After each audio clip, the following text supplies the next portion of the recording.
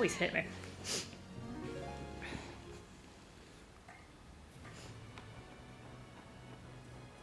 I just noticed it makes a different sound when you're stepping on the path. Makes a difference playing this game with a headset. Alright, I gotta get over here.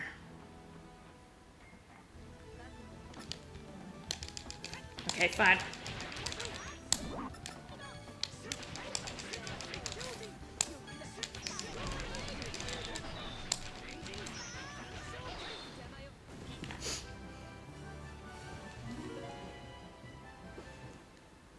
Hey, Mr. Minion. Yeah. I haven't played this game in a while. I don't actually like this desert very much, so it's okay. Part of the game.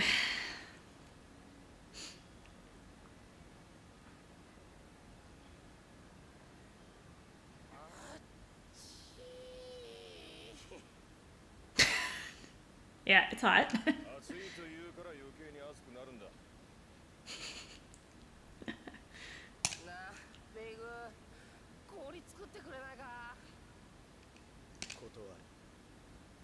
That was actually a pretty reasonable request. He asked him if he can make some ice because it's hot. Big turned it down. Now he's asking Annie to make it rain. She also turned him down.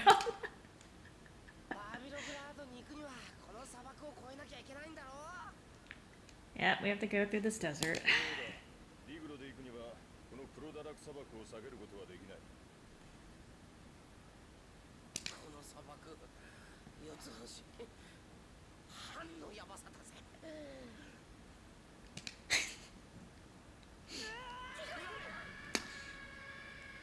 Oh yeah, I forgot he fell down there.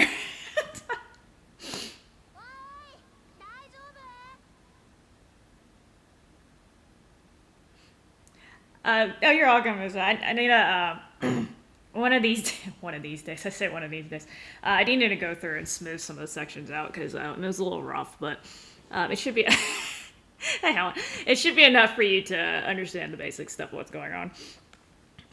That was this is the first game I did translate, so it's a little bit rocky. Especially like the first part I did, I really need to go through that again, but, gonna finish up other things first. Oh, Shinjatta.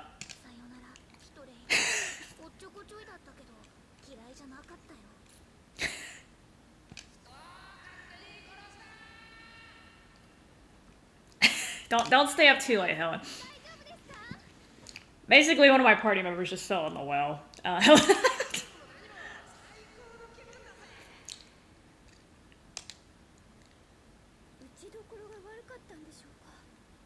She's like, did he just hit his head? He's been like that.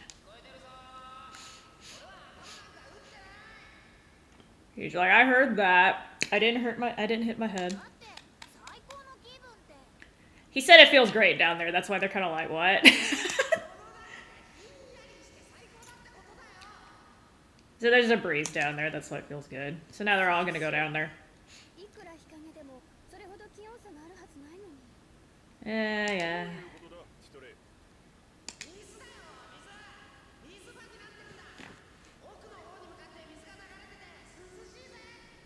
Yeah, there's water down there. Underground river.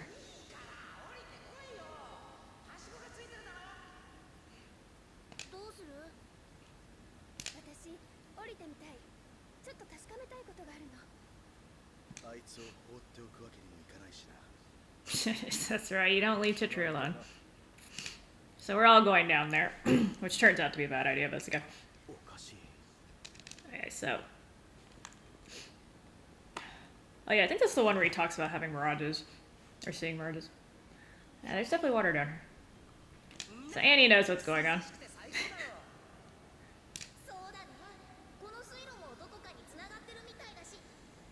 So this water goes somewhere. They're correct. Konnichiwa. See, this is tricky, Randy. So technically, for me, it's morning. But yeah, how are you doing? I just started like 5 minutes ago. We're not going to talk about how it's 5 in the morning. I decided to stream.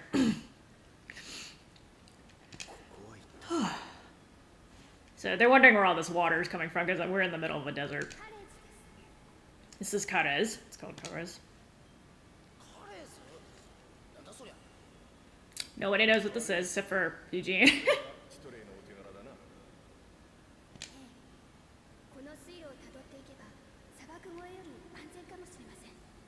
So I can get through the desert basically. Sorry, I'm trying to I have an actual translation for this, but I don't want to read it line by line because it's kind of rough and it takes a long time. So I'm just gonna give you a basic summary of what they're saying. But I'm trying to get through the desert.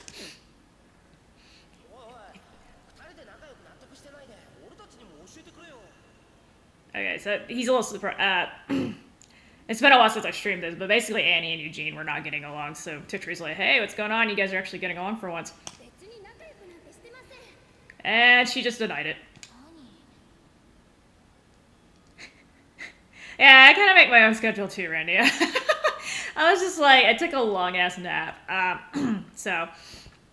I decided to play this a little bit. I'm also going to be translating a little bit later for Tales of Destiny 2. So this kind of puts me in the right mindset. It kind of helps if I listen to something in Japanese or I play something in Japanese before I translate. It kind of just helps my brain shift gears.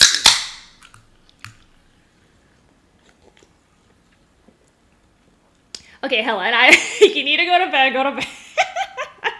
This is why I didn't get on COD. Plus, I didn't want to get my ass handed to me at 4 in the morning.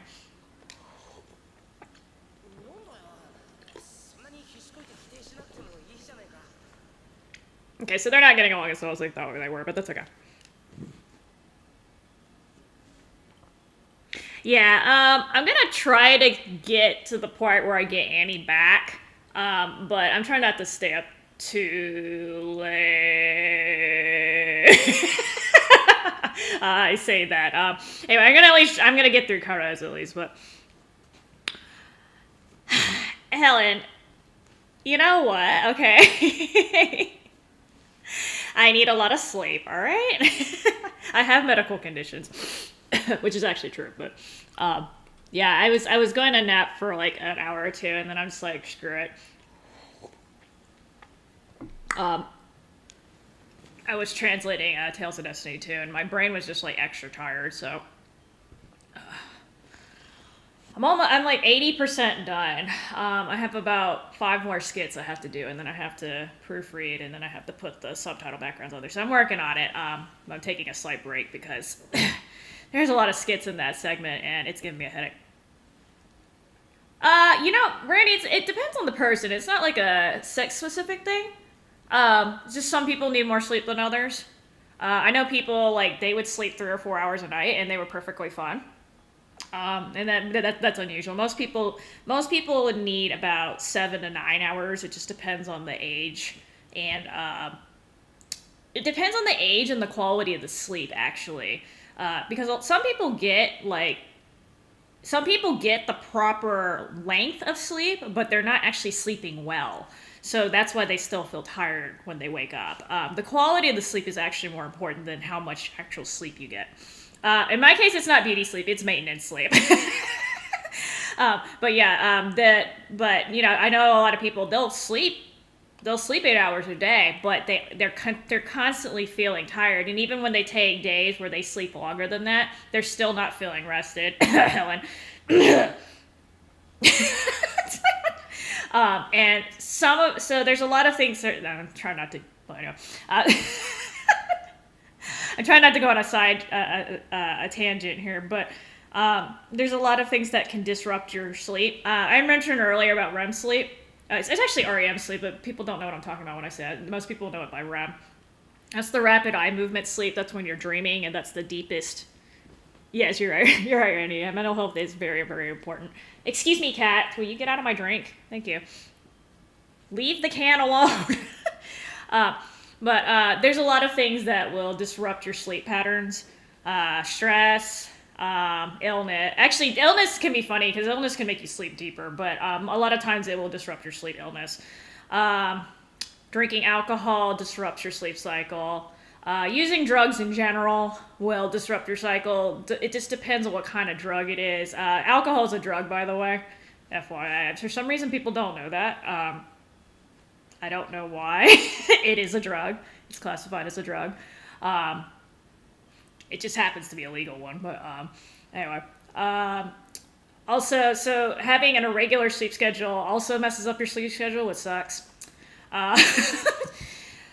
Sometimes your diet can disrupt your sleep schedule too, a little bit. But most of the time it has to do with stress. Stress and drugs. Those are basically the two big ones. There are some things that improve your sleep too.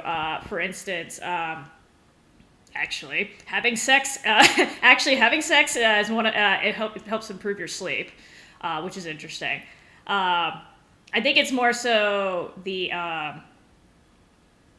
It's more so the. How do I describe this? The the content feeling you get makes you more relaxed and more likely to go to sleep. But that exercise helps you sleep typically. You don't want to exercise necessarily right before you go to bed, but just exercising during the day helps. Because it kind of like help. It has to do with stress relief in your body. And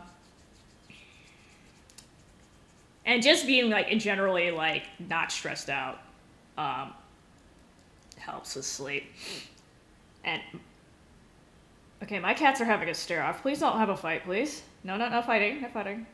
Yes, back up a little bit. Back up a little bit. Muffin doesn't want it today. Shoo. So food is important because so they're just. So they actually just learning about this. I didn't actually learn this in medical school, so I don't know if this is like really recent or if this is something maybe I just wasn't paying attention. That's perfectly possible. Your mood and your diet are very much linked. So there's a certain bacterial culture or colony that you're supposed to have in your digestive tract, mostly in your intestines, because that's where the bulk of your digestion actually takes place. Your stomach is basically just pouring acid on it. You're not really absorbing anything in your stomach. There are exceptions. There's some B vitamins that get absorbed through your stomach, but I think is it B12? Don't quote me on that. There are some things that get absorbed through your stomach, but most of it is taken up in your intestines. Okay. Mostly your small intestine. Your large intestine mostly does water. But if when people, for some reason, either wrong diet or sometimes they take antibiotics or something, or just whatever, surgery can also cause this. For some reason, their natural intestinal flora gets disturbed. And when you lose the good beneficial bacteria, the probiotics, probiotics are a little different. Those are stuff that promote the growth of good beneficial bacteria. But when you lose your beneficial bacteria, basically the bad bacteria like E. coli and then more neutral bacteria that they're not really producing anything, but they're not helping you either. They're just kind of there. They start proliferating in your intestine. And what happens is they start producing toxins that go into your body. They produce toxins that go into your body, and that causes inflammation. And the inflammation, once it starts getting around your body, especially to your brain, it can cause foul mood, and it can start affecting your actual your consciousness and your ability to think clearly, and your general like how you feel and stuff. So your mood actually literally affects your mental health. Your food, your diet. So it's important to make sure you have those beneficial bacteria in there. But they actually didn't make the link between your diet and your mood for a while. Apparently this is a new thing. So probiotics, if you get good stuff really likes like yogurt, kimchi is actually one of them. I know a lot of people don't have access to that necessarily, but kimchi is a good one. Sauerkraut I think is also considered in that field. Any type of pickle, not all pickled food are probiotic, but a lot of them are. Anything that's fermented definitely is though, like miso. Miso is fermented. That will help. Although it's kind of hard to eat that stuff straight, but okay, so Randy, vegan diet. I keep saying vegan. When I was growing up, it was called vegan, but I guess it's pronounced vegan. The vegan diets, they lack B12. I think B12 is the big one that they're missing. That's something that's exclusively found in animal products. So I say animal products. You don't actually have to eat meat. I think it's found in eggs and cheese, but vegans don't eat that. Vegetarians do, but not vegans. Right? Vegans. Sorry, vegan. See, I keep saying vegan. My bad. So if you are a vegan, you do have to make sure. Vitamin D, a lot of that is synthesized through exposure to sunlight. I'm trying to think if B12 is involved in that process.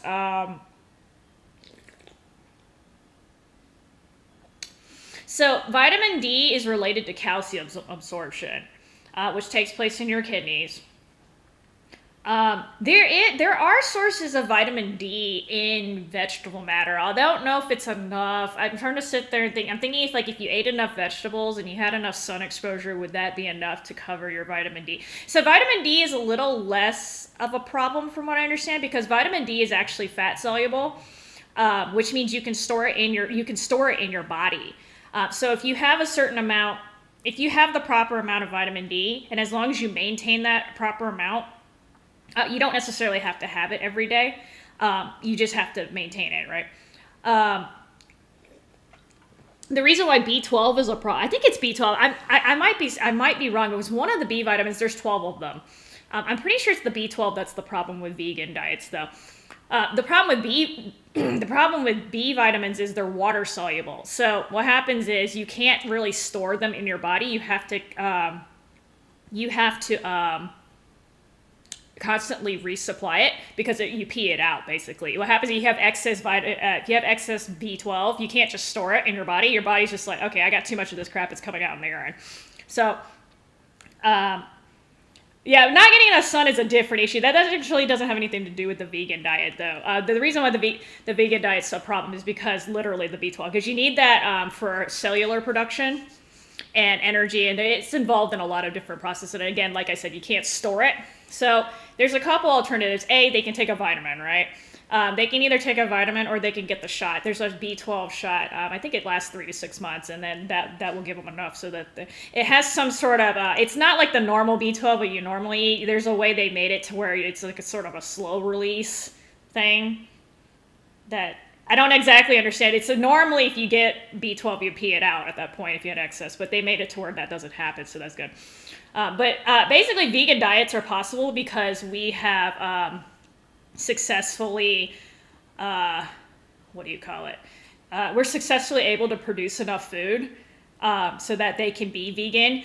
If we were still a hunter-gatherer society and we didn't have agriculture and crops and like just go to the supermarket and buy stuff off the shelf type thing, there's no way you could survive as a vegan, at least for most humans, because there's no way you would be able to get that supplement. That's something that's like, basically it's a product of modern society, which not saying it's a good thing or a bad thing, but I'm just saying that in the past, people could not be vegan. They would literally die from vitamin deficiencies.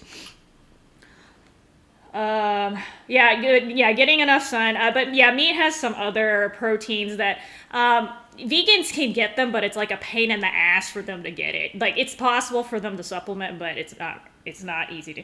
And okay, Sarah, you're the only one who make a dick joke out of vitamin D.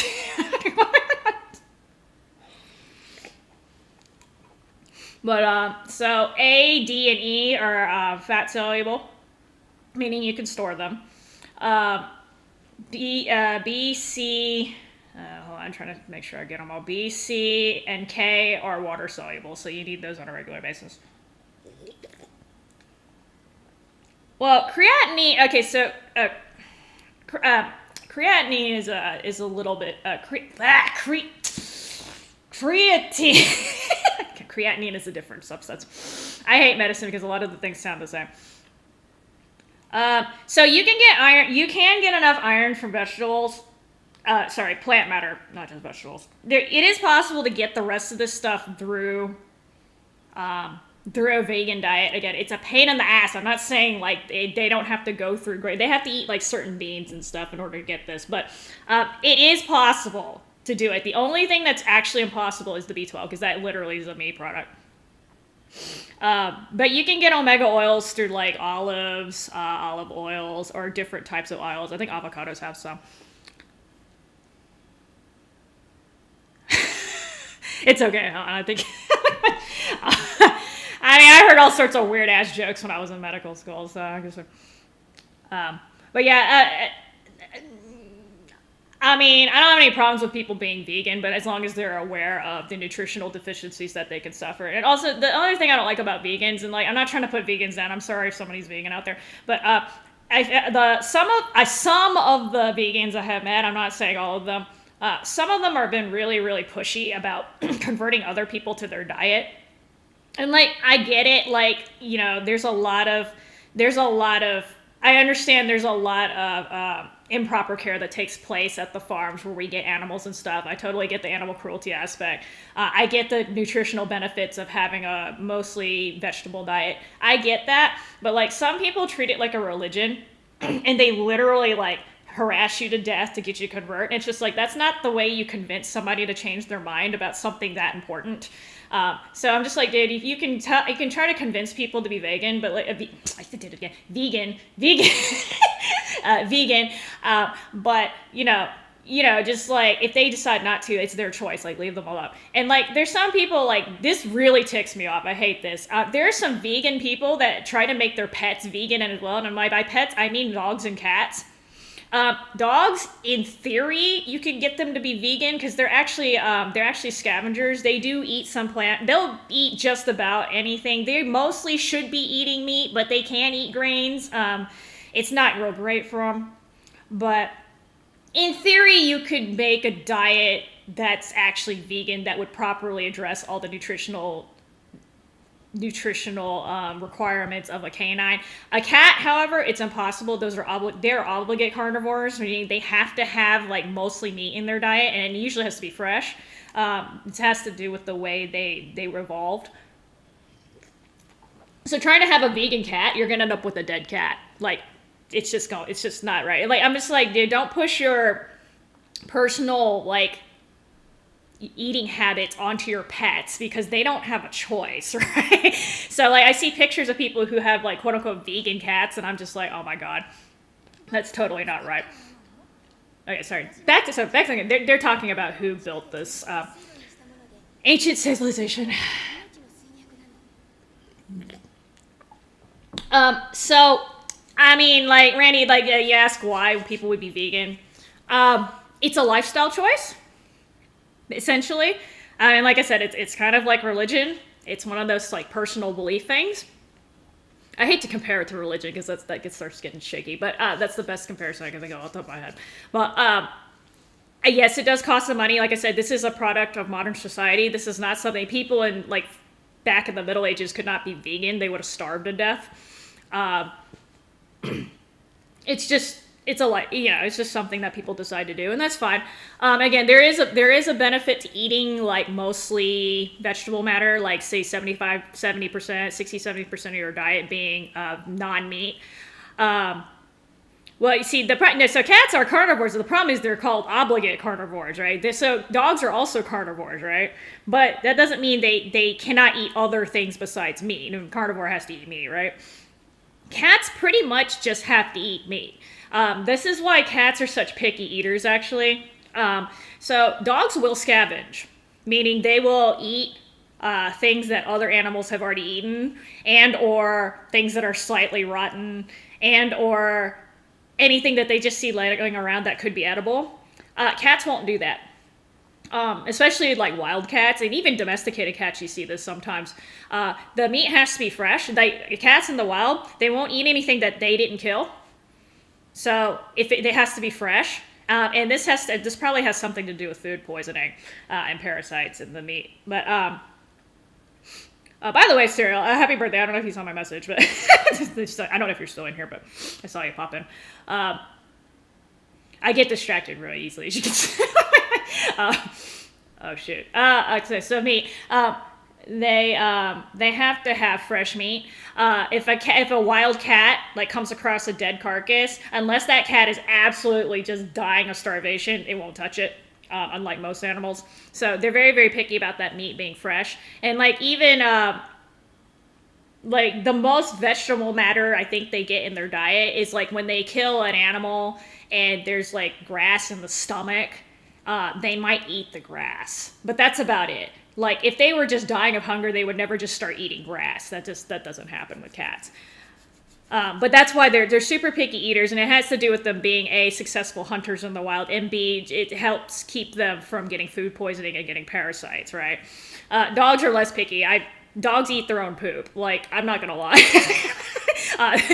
So they'll eat just about anything. They're supposed to. Ideally though, they should have a meat diet though, right? A grain-free meat diet. And then, you know, like humans are different. Humans are omnivores. We eat everything. We're supposed. Well, actually, okay. Let me correct myself there. We are omnivores. We're actually traditionally we were frugivores. So back in the day, when going back to hunter-gatherer society or whatever, we mostly ate fruit. And I bring this up because the reason why we can see in color is because we used to eat a lot of we used to eat a lot of fruit. I eat a lot of fruit, but traditionally we ate a lot of fruit, and it helps if you're able to see color when you eat fruit, because that way you can tell if the fruit's ripe or not. So that's why we have color vision. Hi, Kenzo. Yeah, oh gosh. Okay, so you're in the same... Oh, yeah, that's right. You are in the same time zone as me. My bad. Sorry, I'm sitting here talking about fruit and diets and stuff. Yeah, my sleeping schedule's a little off now because I took a I would say a nap, but it was actually pretty long for a nap. Okay, so anyway, I'm trying to get through this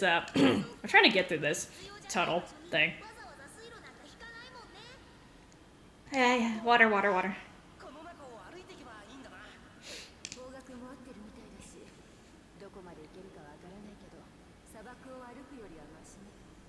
But yeah, people's diets, like, it's really, really hard to change a person's food preferences after the age of, like, 5. It's mostly set in at that point. So, it's just very, very difficult for people to switch. I'm not saying people don't, because I have seen people just go on a vegetarian or they went pescatarian or whatever else. But that's also the main reason why diets don't really work. It's because people cannot permanently change their eating habits the way they should. The diet is only supposed to last, quote unquote, 30 days. People eat nice for 30 days, and then they go back to their old eating habits, and then they, of course, regain the weight, and it comes back with a vengeance normally. So they actually end up getting more weight than they had originally, and it gets really nasty because, again, they didn't actually change their eating habits. They just switched them for 30 days. You know, I've seen pictures of the cupping. I don't know anything about the actual process, Randy, so if you're asking me if it works, I have no idea. I think the idea, and I have not looked anything into this, but just based on what I saw, I think the idea behind cupping is it's supposed to change the blood flow around your skin, so that it increases it and like kind of helps with your circulation in general. But I'm not absolutely sure if that's what it's going for or if it even works. Yeah, Kenzo, I got lost I remember when I was actually like going through the game the first time, like 15 years ago. Oh my god, it's so long ago. Okay, so when I was actually playing through like that long ago, I got lost in here a lot. And it's not big, it's just complicated. Well, not... I have no sense of direction, so it's complicated for me. Everything's complicated for me. I do have the guide with me just in case I get super lost. Alright, so anyway. Let me try to work my way through here, otherwise I'm going to be here all night just looking at the beginning screen. I think there's a title I'm supposed to get in here. Oh, here it is. There you go. Dandy. I got the title of Dandy. Okay. I still remember some of this. Oh my god, there's so many skits in this game. I had fun with this. Okay. Oh, can I not run in the water? Jeez. Okay, there you go. Alright, let me see if I can get through here without getting too lost. If I remember correctly, you mostly head southeast and you'll get out of here. I got stupid ass water, I forgot. Ow! Hit me, blob. Okay, I don't know if I have any slope talismans. I have to look.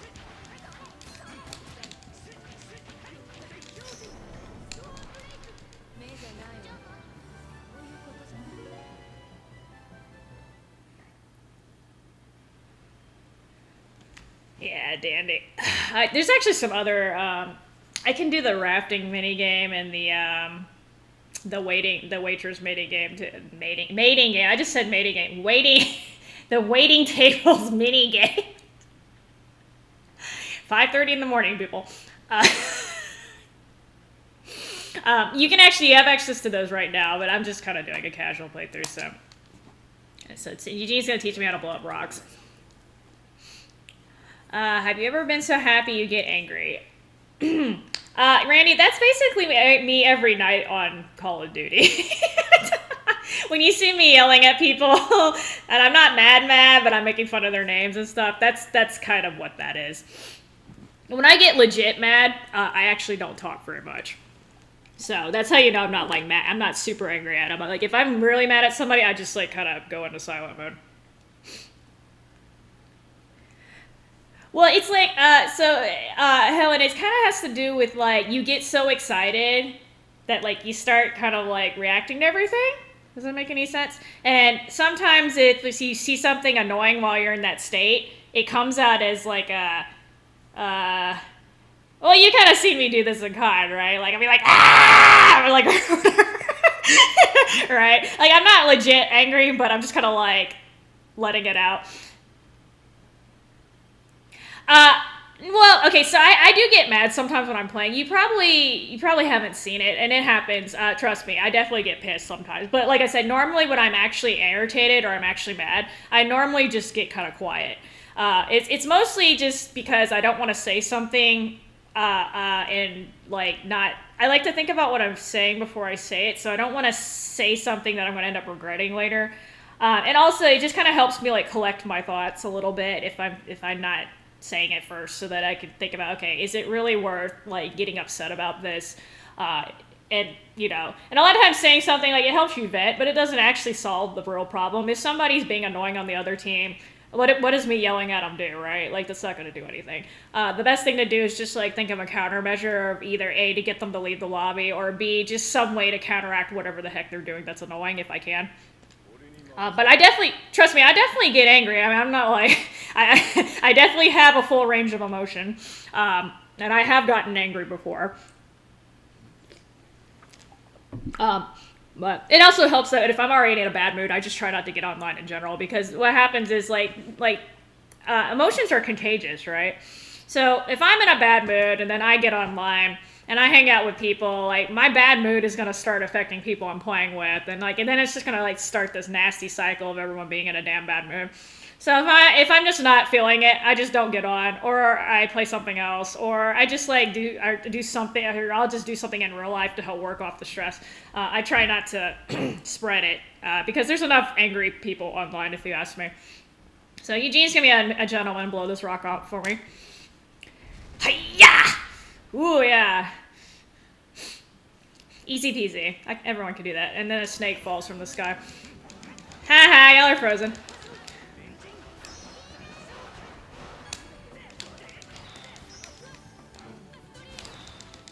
Oh, okay. Thanks, Hilda. I had that, but... Ah! I hate this water. I forgot about this part. Damn, Helen! Okay, so, sure, that works too. Well, I am sort of I don't know, happy's right, but I tend to sort of the giggly type, so that's sort of my state. Oh, hey, J-World. What's up? 5:37. There's a lot of y'all in here for 5:37 in the morning. Well, I'm on Eastern time, so I'm glad you dropped by. I mean, I try. I just say there's a lot of other people who play COD that do the whole like trash talking thing, and that's fine. I just decided I didn't want to have that kind of channel, so.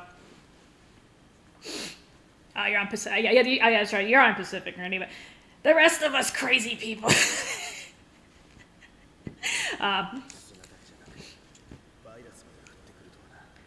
So yeah, the snake just fell out of the sky.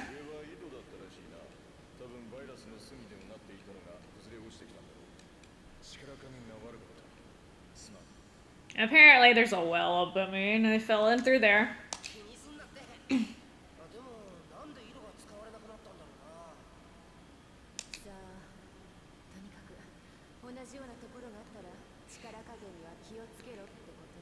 So now they're wondering why they didn't use the people who constructed this canal didn't use the wells, because some of them were blocked up, and well, there's a reason. They'll find out in about 10 minutes. It's telling me how to break the boulders. Arkansas, so I see, oh yeah, okay, you've been all over then, Randy, okay. Most of the military people I know, they've lived pretty much everywhere.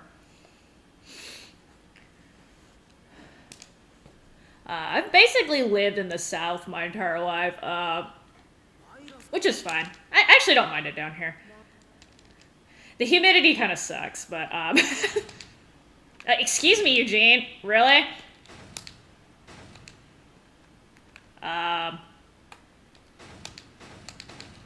Eugene! The fuck? Oh, okay, I have to hold it, okay. I was like, wait a minute. Okay, actually hold it down. Oh my god, Toon. Are you waking up? You have to go to work? Oh, were you able to play Rebirth, J-Mode? Okay, great. I'm glad you were able to do that. I know the transition was a little rough and it wasn't actually complete, but okay.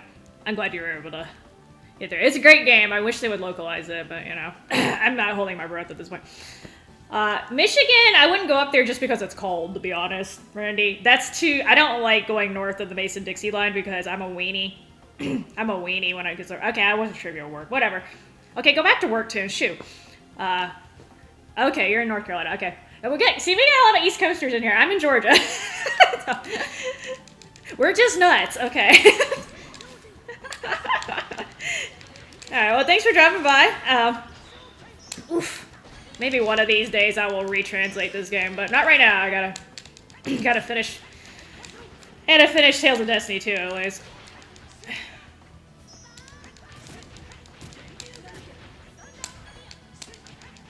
Alright. No, get off me. Ow! Well, that was a mage protection fail.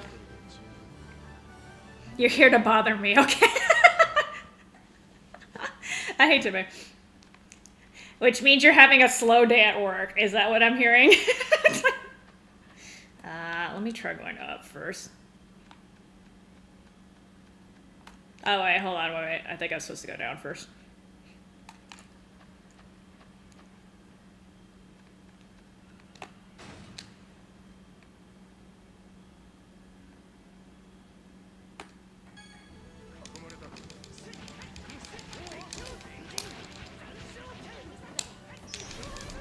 Ow. Ow! Ow. Interrupt me!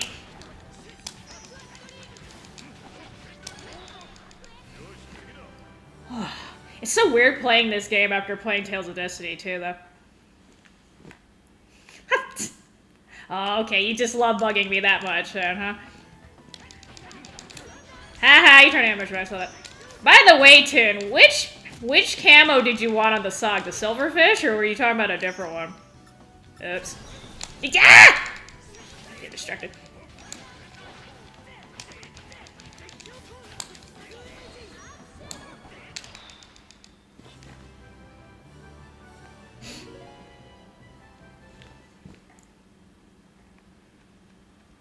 was right. That wasn't worth it. That's okay. Didn't you say you needed a sog camo?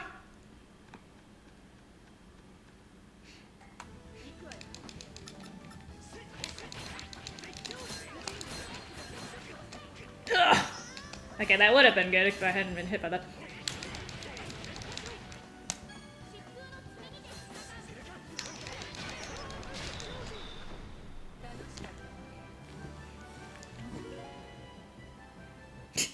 You didn't tell me which camo, you ding-a-ling!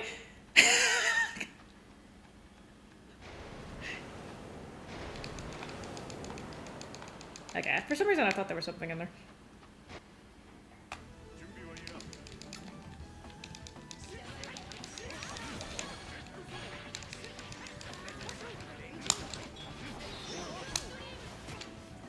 Ow!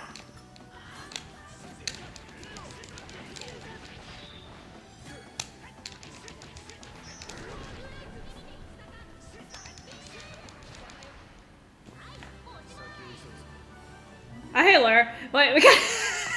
It's like half East Coast in here. Oh, Randy. Okay, so... I don't know if you know this, Randy, but each Tales game tends to have its own theme. This game, actually, the theme is... So there's actually two themes, if you ask me, but the main theme that most people think of when they think of this game is racism. So... There's, I don't know if you've noticed, but one of my characters, his name's Eugene. I know you can't read the name, but he kind of looks like a human animal, like a anthropomorphic panther kind of thing.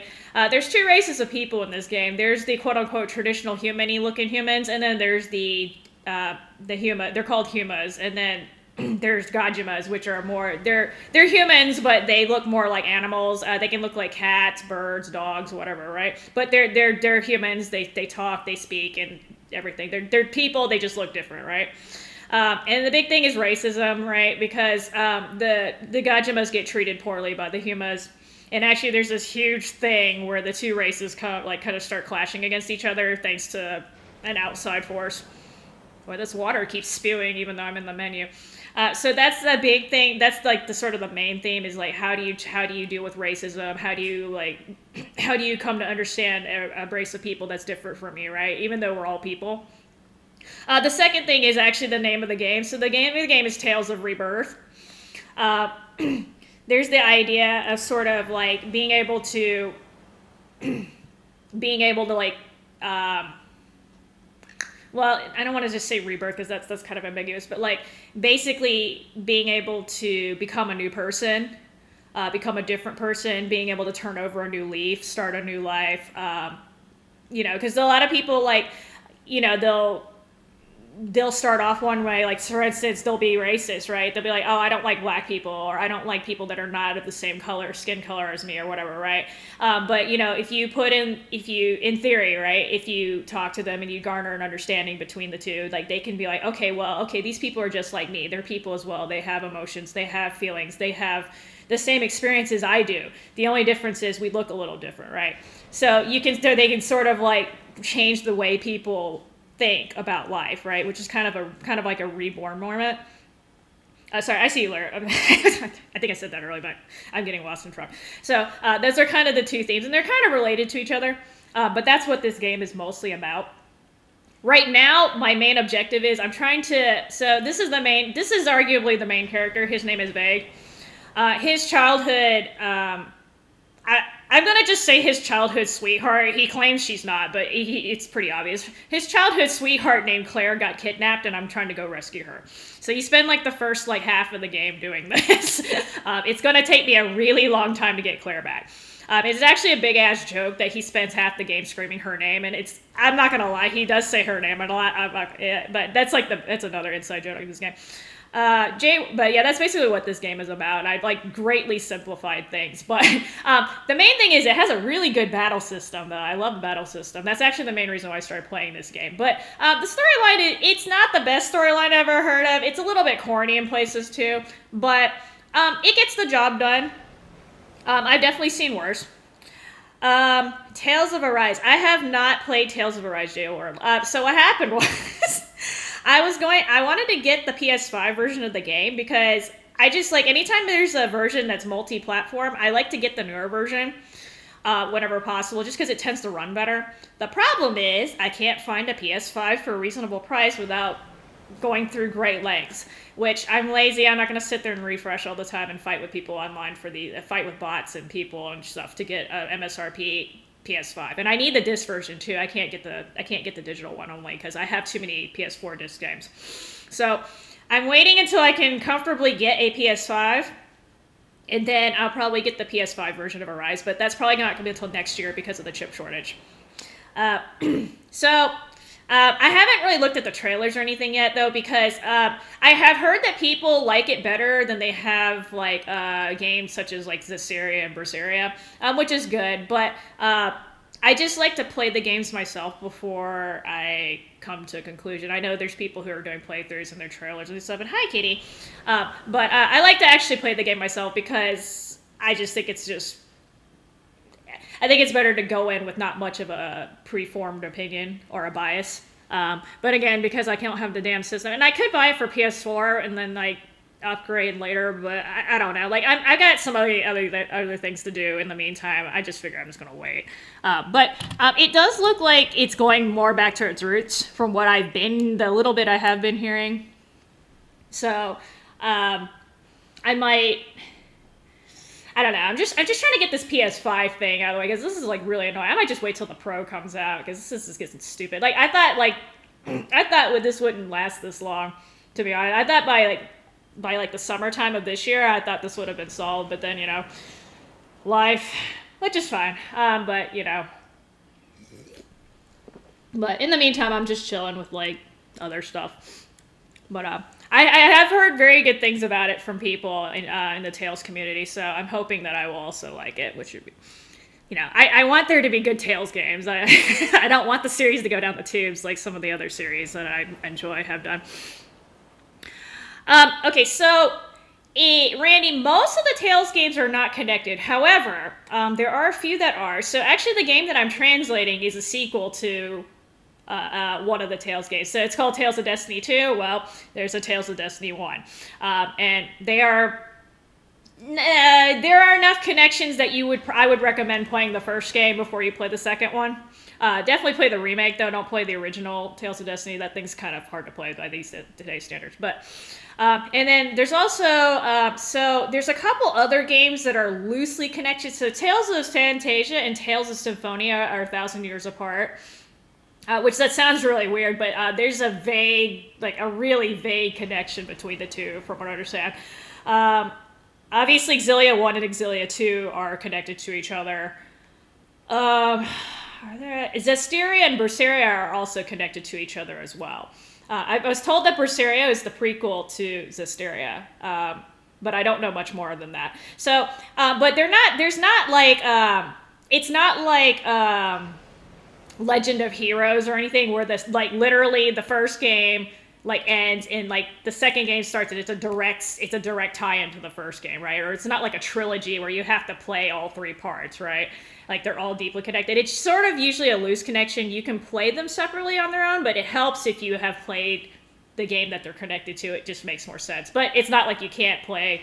If you play the second game, you haven't played the first game, it's not like you're necessarily starting in the middle of the game, right? You're just sort of missing some of the references. That's how Tales games are. But sorry, Ken's already kind of went into that. Sword of Princess Rescue. Actually, Claire, so she's not the damsel in distress. There are people who have argued that she's the second main character of the game, even though you don't actually get to control her. And you'll get to see why later. She's not your typical, oh, please come save me type thing. She actually has a scene later that's really, really cool. And she's very, very brave in that scene because I should have been shitting in my pants if that happened to me. But you'll see it way, way later. But she's not your typical, I need to be rescued type. And she actually saves quite a few people, if you ask me. Oh yeah, I forgot about Dawn of the New World. My brain conveniently skimmed over that.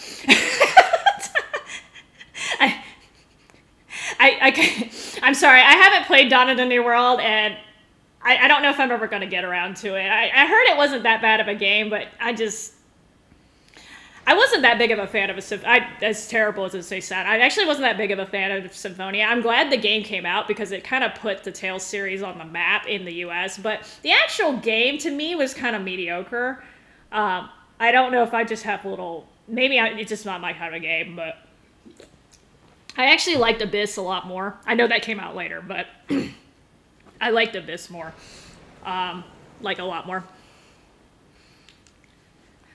But yeah, I try to not look at all the hypey type stuff when new stuff comes out because again, like trailers and stuff can make things look really good, and then I actually get the game and I don't like it. So I just like to test it out myself. I'm gonna get hit by this. Yeah, the Legend of Heroes series is one of those things I want to eventually start playing, but like I'm kind of like there's so many games at this point. And I do eventually want to start playing them, but it's gonna be a while because, like I said, the actual games are connected. So, but I remember when they first started localizing them, I was really glad because that was like a series that nobody thought that was gonna get. They didn't think it was gonna get localized because there's I don't know if you know, but like there's a crap ton of script in those games. Like, it's, like, amazing. Like, I think somebody did a file dump for it, and it ended up being, I think they said the script was almost as long as the book War of Peace. Like, it was an amazing amount of script, which, I mean, you guys have seen how long it takes for me to just do, like, Tales of Destiny. Like, just the Tales games, which have a lot of script, too, but not that much. It takes me this long to do that. So can you imagine, like, having to translate, like, a book of literally a book. It's crazy. And then so part of the reason why the script's so long is like I heard the NCC dialogue changes like as you progress through the game. So say there's grandma in your village, right, where you start. So in the beginning of the game, she's like, "Oh, Sonny, like have a good trip, right? And, like you're leaving the village or whatever. Have a good trip." And then as like you beat the first boss character, you go back and say, "Oh, you go back to talk to Granny, and Granny's like, "Oh, you beat your first boss character. I'm so proud of you. When you were in diapers, you used to go out in the woods and beat up little bugs and stuff." And then like halfway through the game, you go talk to her, and she'll say something completely different too. Like that it has sort of like an evolving dialogue with these NPCs. And I heard it was like that with like almost all of the NPCs. So that's like like if you think about it, it's like a crazy amount of text for like I think it's like a 30 or 40 hour RPG. So yeah, that's why there's so much text. I don't do the NPC dialogue if you haven't noticed. Like I can do it, but like it's just like so the NPC dialogue does change in the Tales games too, by the way. I have noticed that. But it's just like it's so much extra work for me, and I want to just like get through the main dialogue. Like I know it's kind of lazy when I get through the main dialogue, so people understand the overarching story. Unfortunately, the people who do the patches, they have to do all the NPC dialogue, so I'm gonna leave it to them. But I'm just I can't. I got my hands full with the main storylines. I saw a couple people do battles in Arise, and like I don't know if it was just me, Kenso, but it seemed like the battles took like 3 years, and I think these were like random battles too. These were not boss battles. I don't know if they had the setting up like really high on the difficulty or not, but like it literally looked like it took them like 3-4 minutes to do a random battle, and I was just like, that's kind of a long time. So Annie's getting sick, by the way, if you're wondering what's going on in the actual game. But yeah, Legend of Heroes is so the anime series for the Tales games, I don't know how many of them actually follow the game or not. I haven't seen a good chunk of them because I'm not gonna lie, I'm mostly a Tales of Destiny. I'm sort of a Team Destiny girl, and they haven't animated any of the Team Destiny games as far as I know. So I don't really pay attention to that. I've only seen Vesperia First Strike, which that was actually kind of cute because you get to see Baby Rapide. He's really, really cute. I have a soft spot for dogs. It's worth seeing just to see Baby Rapide. That's a prequel, but I don't know if the other series like follow what goes on in the game, or if it's supposed to be a separate side arc, or if it's a prequel or whatever. It probably depends on which game gets animated, but I just know that they have anime series based on what happens in the game. But somebody sat there and did the word count for Legend of Heroes, just the first one. I was like, oh my god, there's no way in hell. I don't even know how long it took for them to translate all that.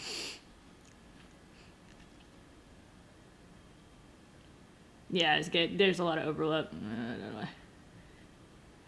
Yeah, in my little dream world, which is never gonna happen, but my little dream world, one day somebody at Bamco gonna be like, let's do a Tales PS2 remaster collection. Let's take Tales of Destiny 2, the Tales of Destiny Director's Cut, and Rebirth. And let's just port this to PS5 or something. Just put HD graphics on there, English translation. I don't even care if there's a dub at this point. I will take the original Japanese voice acting with subtitles. I know some people are real big about the dub. Honest to God, I will take the sub. I'll take the original voice acting at this point, and just release it as a package. At the very least, if you couldn't do it as a package, put the two Destiny games together and you can release Rebirth separately. That's also okay. I don't think they should release Tales of Destiny 2 by itself at this point. I don't think it's going to make it. I think it has not aged very well compared to the other two games. And also because it's a sequel, it just makes more sense to release it with the first game anyway. But that would be my ideal world. And just if they did a 3-game release, just make it I don't know. I'd be willing to pay up to $100 for 3 games at this point. But, if they really want to be smart, I would put it around the $70 mark. I think that would be the sweet spot for a lot of people. I don't know how much money, I don't know how much it would cost to actually localize all this, right? Because they do have to do the translation. But if they could get it the $70, $80 mark and then release it on PS5 digitally, obviously make it to where they could do it on PS4 because a lot of people still on PS4. If they could do that, I think it would sell fucking hotcakes. I'm not even lying. This is not me being biased. I think there is enough demand that they would make money and then some. But I really don't think that's going to happen. And you guys are wondering about the translation part, right? I don't have a problem with them using my translation it's not, they're obviously going to need to polish it. It's not good enough to just take it as is and go with it. I wouldn't have a problem with it. I know there's some games where this has happened, where there's a fan translation, and the fan translating group eventually let the official company literally use their translation. I can't remember which game this was. There's a couple times this has happened, and it was fine. I'm perfectly fine with that. That doesn't mean there's no work to be done to the game. I realize even just doing the HD graphics, they'd have to do that. But if they would work with some of these people who are doing the patches and stuff, it would speed up the process a lot. But I mean, again, I just don't know because I think they're just they basically, it looks to me like their company decision has been, we're just going to keep moving forward with the games. We're not going to look in the past catalogs at the stuff we didn't release, because they didn't release a lot of the Brady Myth games either. They're not doing that. They're basically just we're just going to keep making new games and just roll with it. And then, we have been getting everything after Grace's F. I think we've gotten every single game after that. Minus maybe some of the spin-off. Sorry, we didn't get Innocence R, my bad. But we've been getting the vast majority of games, in the last 10 years or so. They've actually been getting localized, which I'm really, really glad. That's progress, right? But, yeah, I just think at this point they just said screw it, which is sad. Which is really, really bad. Well, the reason why I said so, Randy, a lot of people I'm actually weird. It depends. If they can get good English voice actors, I don't mind a dub. There's some games that were actually dubbed really, Vesperia actually has a pretty good dub. There are a few voices here and there that I'm kind of but Yuri's voice is really good. And Flynn I thought Flynn did a good job and stuff too. But just in general as an English speaker, most people want to hear an English voice when they're playing a game. That's just, it just sells better when there's a dub, and I totally get that. But then you have to hire English voice actors and stuff and pay them, so that's an extra cost associated with it, right? If they keep the original Japanese voices, they do have to pay the seiyus royalty. It's not like that's free either, but it's less work for them. They don't actually have to go into a dubbing studio and like, hey guys, read like 1,000 lines here, right? They don't have to do that. They can literally just reuse what they already had. Not ideal, but again, if it makes the game cheap, if I have to choose between a sub or no game at all in English, I'm definitely going to take the sub, okay? Like, at this point, I'm not going to be picky. But I think it would do better if they did dub it, to be perfectly honest. It would sell better. But yeah, I mean, at this point, like I said, I think the ship has sailed. They had their chance when the PSP came out, and they ported everything over there. And for some reason, they didn't go for it. I don't know if it had something to do with the Vita. But yeah, like I said, literally at this point, I'll take a sub. So I don't know if you guys know what happened with Growlancer 4. That's Wayfarer of Time. So Atlas did bring it over, and they basically cut out all the voice acting. If you played the original version, or if you played the undub, there's a crap ton of voice acting in that game. But they basically cut all of it out except for the cutscenes, which there's like 5 or... Well, actually, okay, so there's like maybe 8 or 10 cutscenes in the whole game. But the vast majority of the voice work got cut.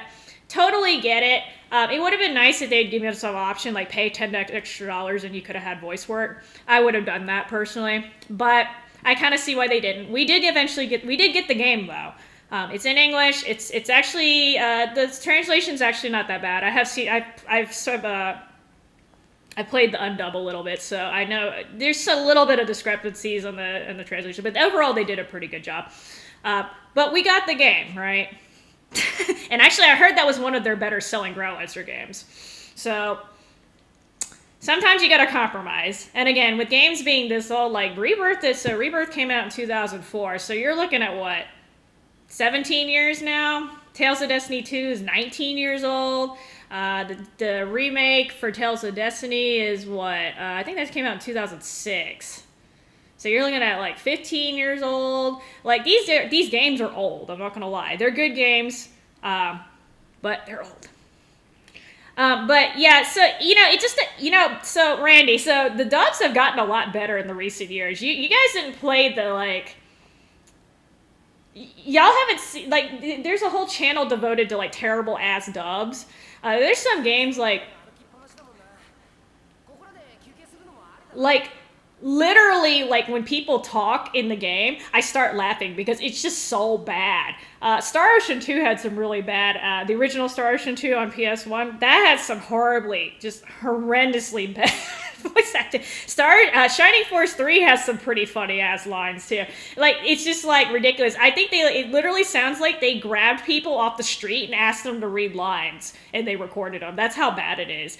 There's a joke that Shining Force 3 all the voice acting was done by the janitors. It's just like, what the hell? Chaos. I have seen clips from Chaos Wars. I have not played that game. I have not played, but I'm trying to think. So most of the Tales dubs that I've seen have been pretty good. So I'm thinking here. So Eternia was. I'm not gonna lie. Eternia was. I actually didn't play Eternia properly because the dub was bad. That was one of the games I would have rather played in Japanese. But after Eternia, so I think after that, I think it was Symphonia was the next game that came over that had voice acting.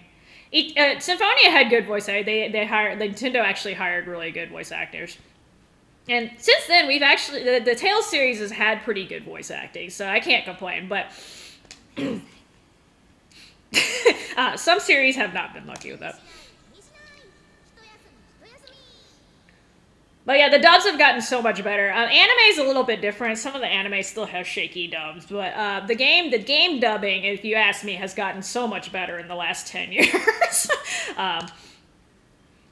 And Valkyrie Profile actually had really good dubbing for its time, considering how old the game was. Because back then, the game sounded terrible. It's terrible. Okay, so we're taking a break because Annie's getting sick. Good thing I don't really use her. I'm one of the few people who doesn't use Annie that much.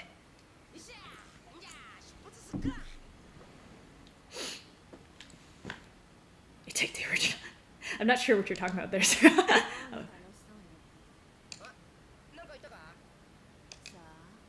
Sa.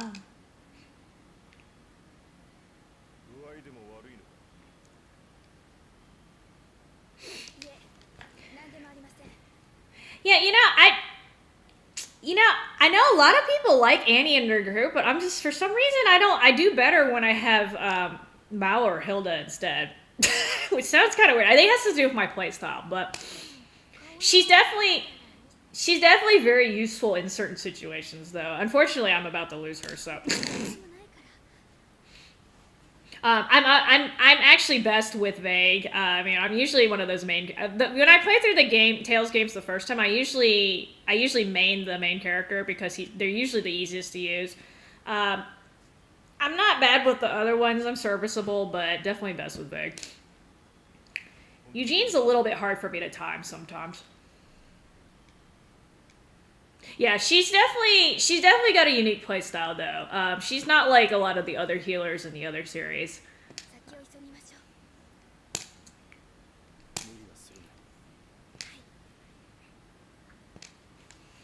We're gonna just totally ignore this chest over here. No, okay.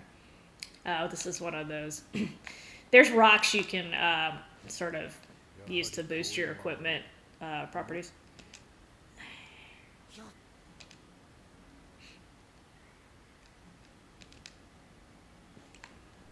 Alright, I'll save just in case I goof. I do die every once in a while. I do have it on hard. Okay. It's so much easier when I'm not recording, though, so I can just have one save for the most part. Sometimes I'll have two. I'll make a save, but... it's when I play, like, Tales of Destiny 2, I have, like, 500 saves, and that's because I have little safe spots in case I goof when I'm recording.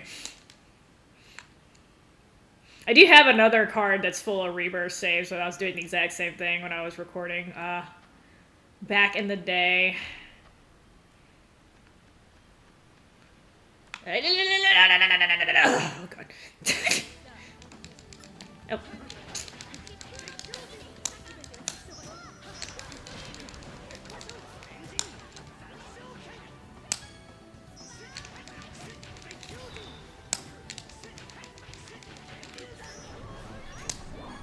I really like how they did the arts in this game, though. That's one thing I thought was really cool. It's like, instead of having, like, a bunch of separate arts, they made it to where when you combine the two to make the Ogis, like, you can clearly see the roots and stuff. So this is actually my first time through the game serial. I did a fresh start. Well, not a fresh. I went off fresh save, so I only have access to hard. It goes, the next, we beat the game once, you have access to Mania, and then after that it's unknown, I believe. It is possible to do all that without, I was going to go through the game without buying anything from the grade shop. It is possible to not buy anything from the grade shop and beat it on unknown, but it's kind of hard. I'm not bad at the game, but I'm not that great at it either. That would have been a little bit of a challenge. I can at least play this better than Tales of Destiny 2. I have to turn like, my first time through Tales of Destiny 2, I always have to turn it on the lowest difficulty because I get my ass whooped otherwise.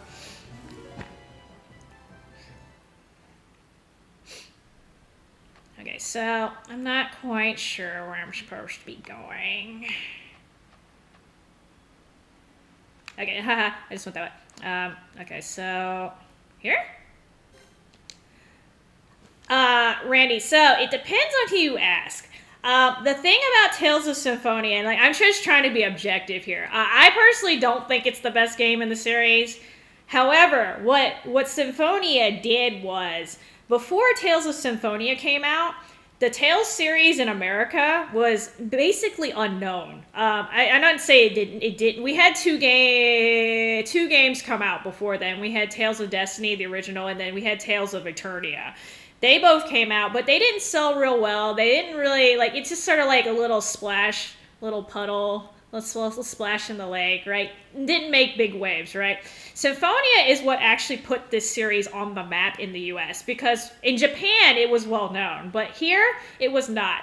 And the big thing is basically Nintendo actually localized it, which is weird. So like these days it's done by Bandai Namco, which is the parent company. Nintendo decided to bring Symphonia over.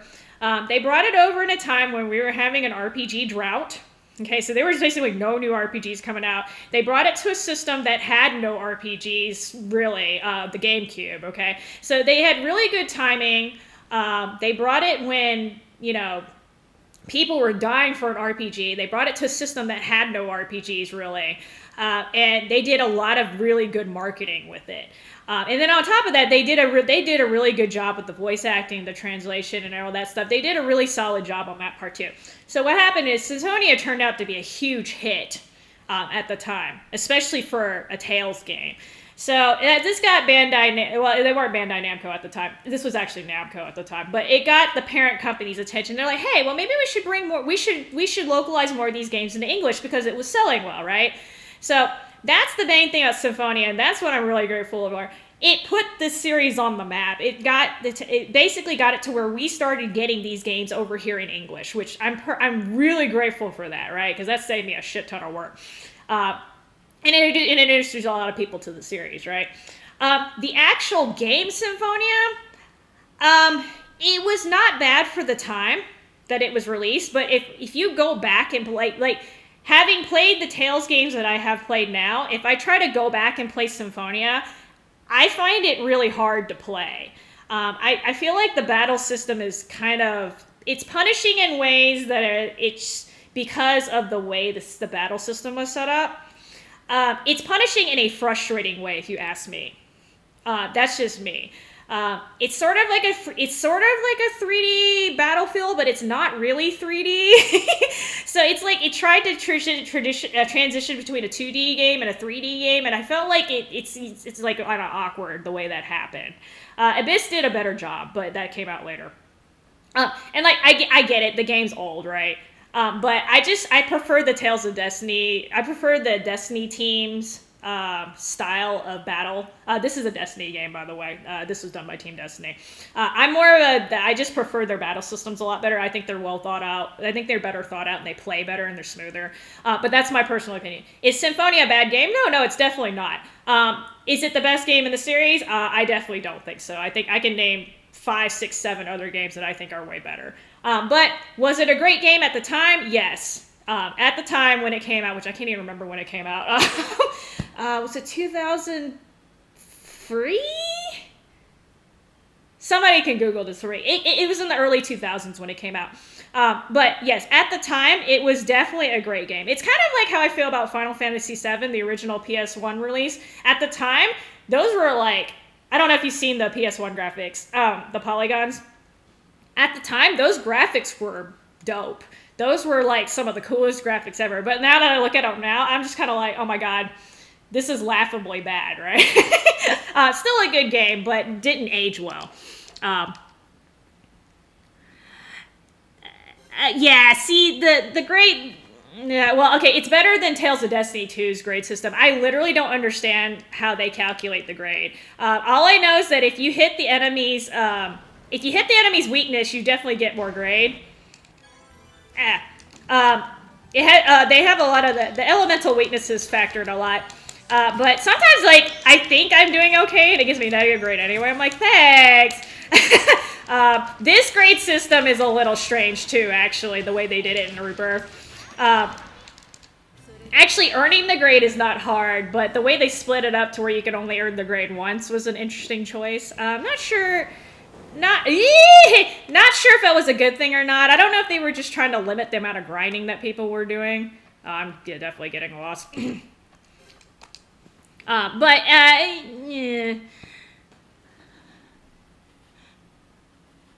Yeah, so the grade system, basically, there's 8 parameters that they use to, is it 8 parameters? I should know this, I freaking translated this guy.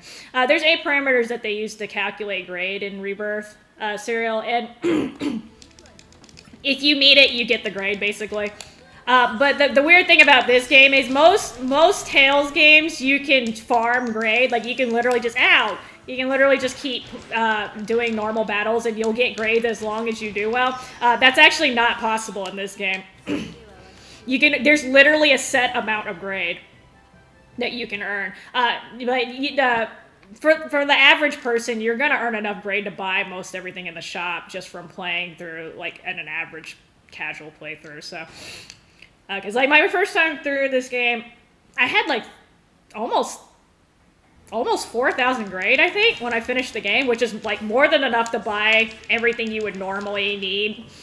I think the only thing I couldn't buy was like having all the characters from the very beginning, which I wouldn't probably have done anyway. Grade's not an issue in this game. Like I thought I was gonna be like, oh, I'm not gonna be able to buy anything once I finish, and that wasn't true when I was done. Ow! Stop hitting me, you little freaking rope thing.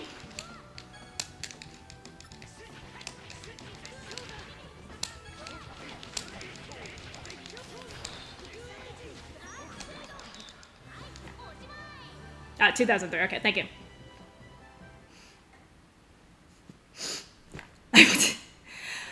Well, okay, so 5, 6, 7 games. There's I forgot how many Mothership titles there are in the Tales series right now. It's 20-something. I think it's 25 now. Last time I checked, it was 21, but I think this was before all the PS4 games. But yeah, I mean, if you think of that, and then again, I'm not factoring the games that I haven't played yet. So, but I mean, I'm not saying Symphonia is a bad game. I think it's better than Eternia. It's better than Eternia. It's better than the original. It's better than the original Destiny. It's better than Fantasia. They definitely made improvements there. Oh, I can't cook crap. But yeah, it's just a little hard to when you go back and try to play it. It's a little hard for me. It's not like I can't play it, but it's definitely not as polished as the systems that came after it. It has an interesting storyline, though. The concept of the two worlds is interesting. It's kind of worth playing for Zealous too. Zealous is fun. I'm not gonna lie. He's kind of a one of those people like you think he's an asshole, but it turns out he's got something else going on. Oh my god, Hilda's almost dead. I need to heal her. Hold on. Hilda! I have one apple.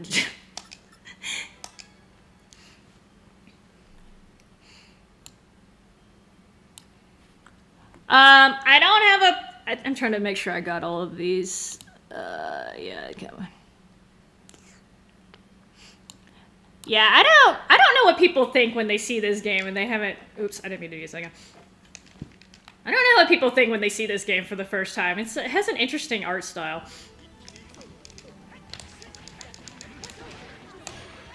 I thought it looked cool, but I also I have a soft spot for the artist who did the character design. I like Utsumi's designs. I do not have a preference on the male-female protagonist thing. As long as they're well written, I don't care. I've seen people have female protagonists, and I think they just did it for shock. Like, actually, Lightning comes to mind from Final Fantasy 13. They can be well done. It's just a matter of writing. Okay, I can't remember. Okay, so is that the... I'm getting lost again. I probably missed some treasures. I don't even care. That was one thing I wish I could have done when I originally played through this game for y'all. I wish I could have shown like how to get through the dungeons and stuff, because some of the dungeons are a pain in the, especially like the last one. It's a pain in the ass. So some of these puzzles they put in. I just couldn't do it because of time restraints. I literally couldn't have a video over 10 minutes back then. So, I mean, I guess I could have done it, uploaded it separately, but like. How YouTube has changed. How YouTube has changed.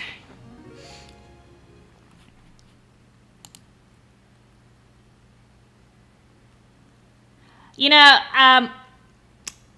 the monsters in this game are a little weird.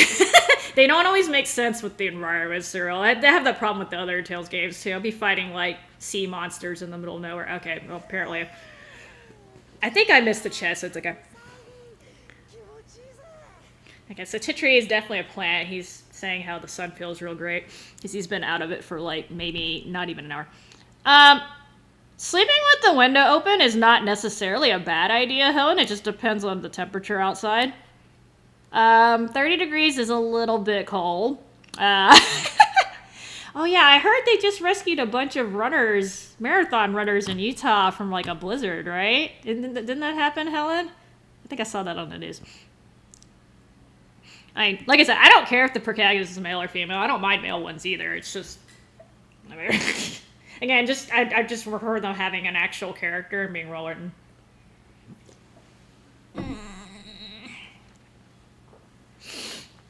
So why are you trying to keep the windows open, though? Oh yeah, the big camo in Grace's F was nice. Although it was kind of mean, too, because I'm just like, how many people are actually gonna know who this is? Because wasn't Kohawk in there, too? Kohawk and, who was the third person in the arena? I forgot. Was it Riala? I'm just like, how many people are gonna know who these cameos are? I was just like, oh my god.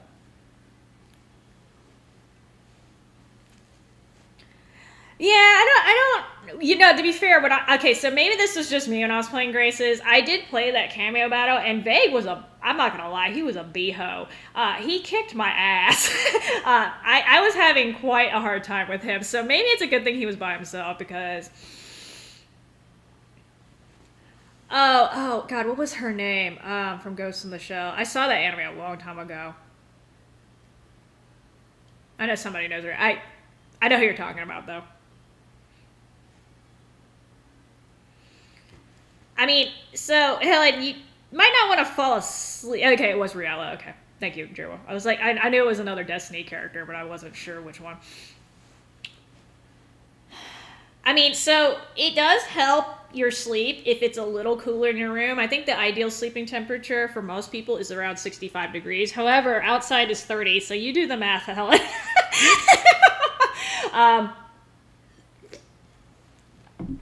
If you're gonna leave your window open, make sure the crack is like pretty small, so you don't freeze it up.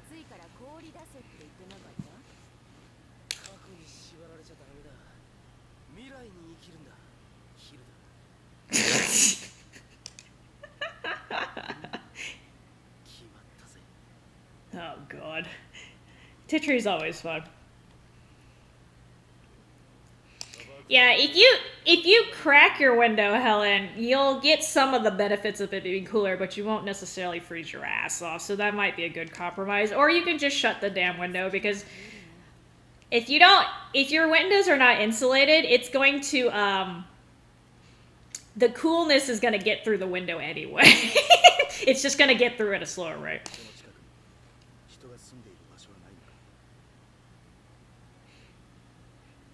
Nah. See, Helen doesn't have a gun under her pillow. She has something else. You know... Funny you should mention the stubborn as a mule part cereal. Funny you should mention that. So I'm going to this nearby town of Ani Kamal. I can never pronounce these town names. I don't know where they get them from.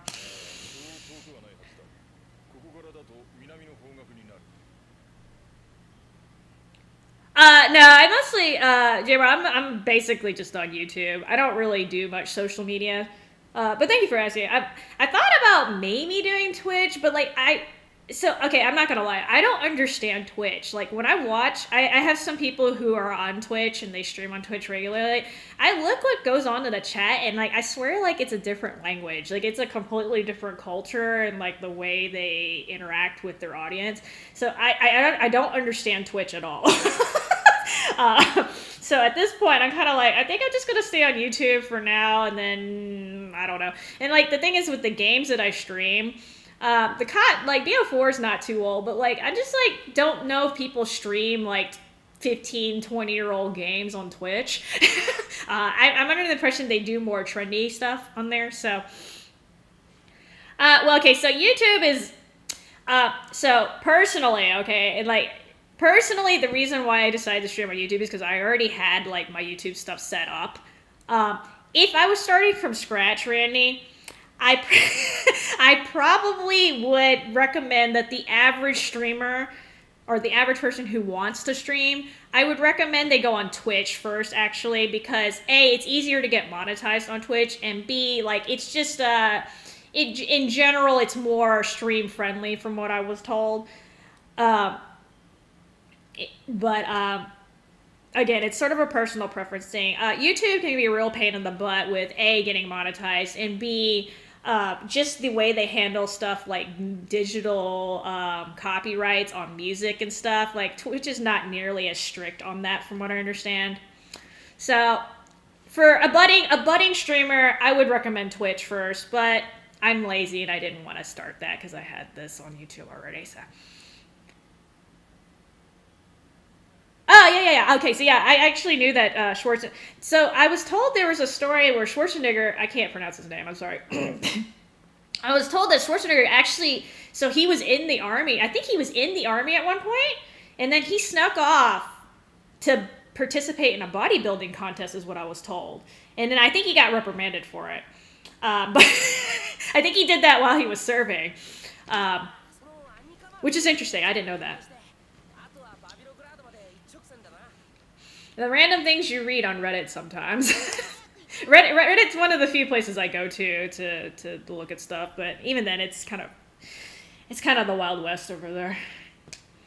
So I'm trying to go, and then my healer kind of collapses. But yes, thank you for sharing that with us, Randy. She has a bad fever.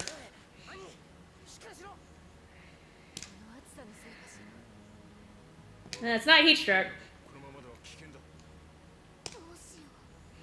Alright, so we're bringing her to town so she can get looked at.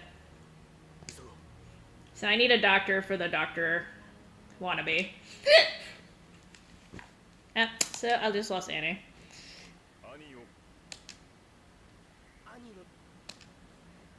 Alright, so. There's money in there. The most important thing, so I can go pay for her treatment. I'm kidding.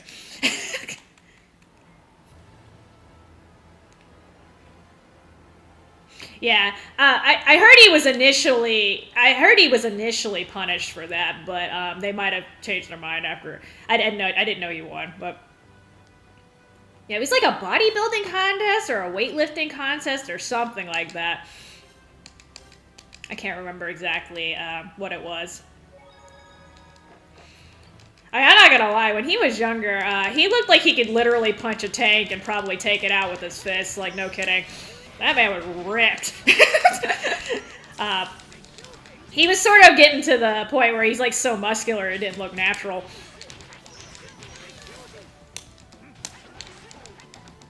He's actually a really cool guy, too. Like, I don't know if he was a good governor, but as a person, he seems to have a high moral standing, which is good. You're ripped. Well, that's good, Cyril.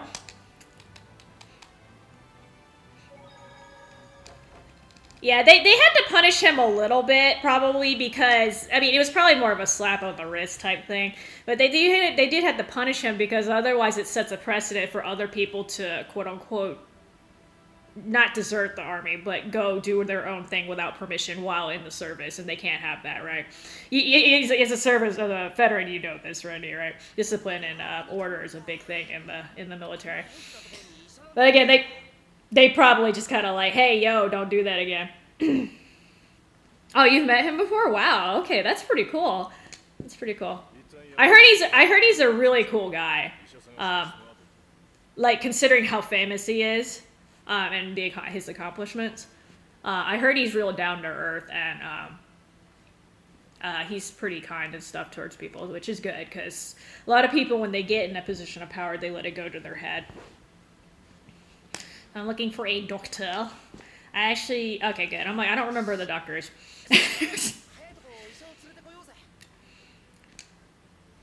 Oh yeah, that's right. I don't actually find a doctor. I find Hack. Is that Hack I find? Oh no, it's not Hack. It's the other dude. I forgot his name. I'm about to find out.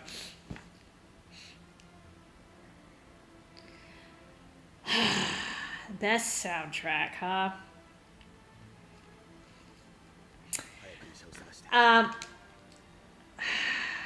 So I'm actually biased. So I tend to prefer the Rebirth music, but obviously I'm biased here. However, TODR has some good tracks too. I actually don't like the TOD2 soundtrack that much. That is the oldest out of the three, though. So, and that's the game that I played the fewest number of times as well. I played Rebirth probably 4 times total. I played TODR. I think I've played it twice. I've actually only beaten Tales of Destiny 2 once. And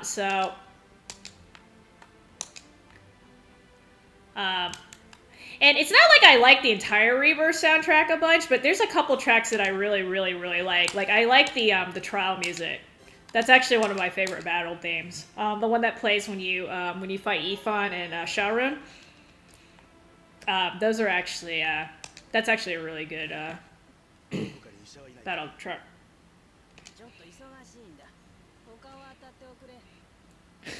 So I asked for a doctor, and this old lady basically told me to piss off.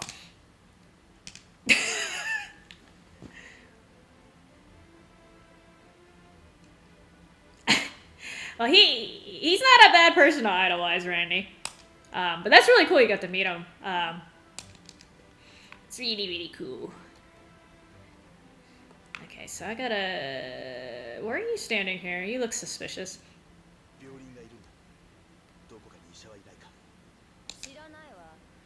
Yeah, these people are being very dickish, by the way. So I asked if there was a doctor anywhere. She's like, hell if I know. So Titra's like, don't you live here? So she told me to piss off too. These people are real friendly. There's actually a reason. I forgot the exact reason why they're so pissy, but they have a reason. I just remember that much. Okay, so... I forgot there's a little dude fishing over here.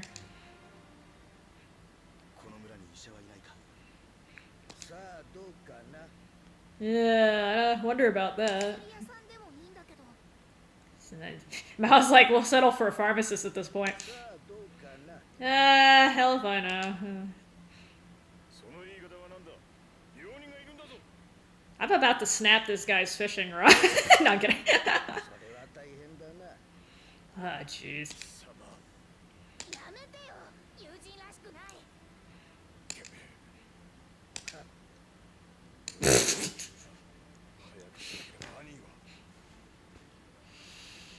Okay, so Eugene is... Oh, you're talking about Eugene. Okay, so Eugene is supposed to be a cat. Oh, technically a panther. He's supposed to be a panther. He has a tail and everything, and actually they get into the tail part later, but... that being said, I think he's the only, like, cat Gajima you really see. Agarte's more... Well, actually...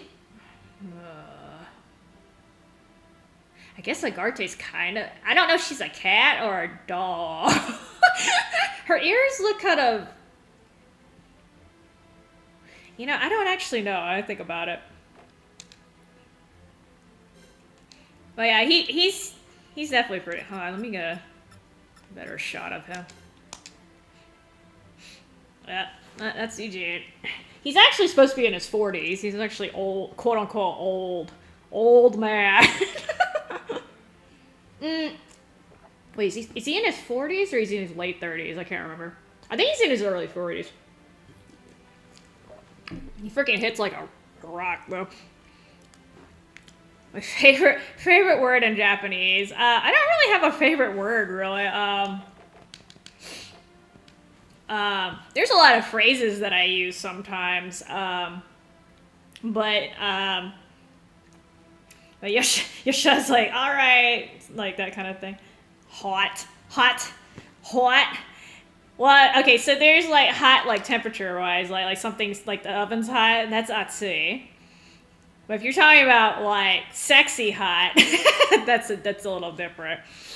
Um, Actually, these days they usually just say sexy.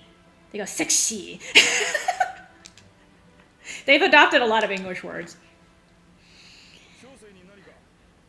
I mean, I don't know. There's not like a particular phrase that I run around saying. If there is one, it's probably one that gets said in a Tales game a lot, and I'm just like used to hearing it.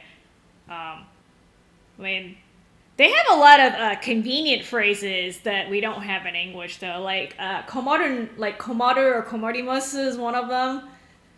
It kind of translates into like it's like somebody who's kind of in a difficult situation. You're like, oh, komarimasu shi, like, oh, that's a problem, or this is not good, or like, I'm in a pickle type kind of thing. It's sort of like a generic, like, this is sort of not a good thing type situation, but it's hard to translate. And like some other phrases, like yoroshiku is like another one that's like not. It's sort of like a phrase you can use in multiple situations that's like just generally understood but doesn't have a necessarily specific meaning. It can mean nice to meet you, but it can mean also like say hi to them, or just like just treating somebody well, or like it's just a general greeting per se. It doesn't necessarily mean anything specific. Those are like the idioms are really hard to translate sometimes, and we have these in English too, right? Like now that I think, see, when I try to think of these off the top of my head, I can't do it. But we have a lot of idioms in English that we use all the time, and like I'm sure like other people when they're learning English, they're like, "What the hell is this?"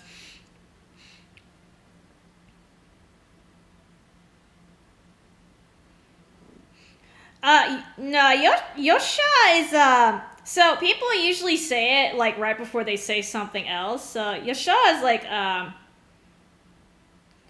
it's sort of like an extension of Yosh. I do things like contextually, Randy. So it's not necessarily. It depends on what the context is, right?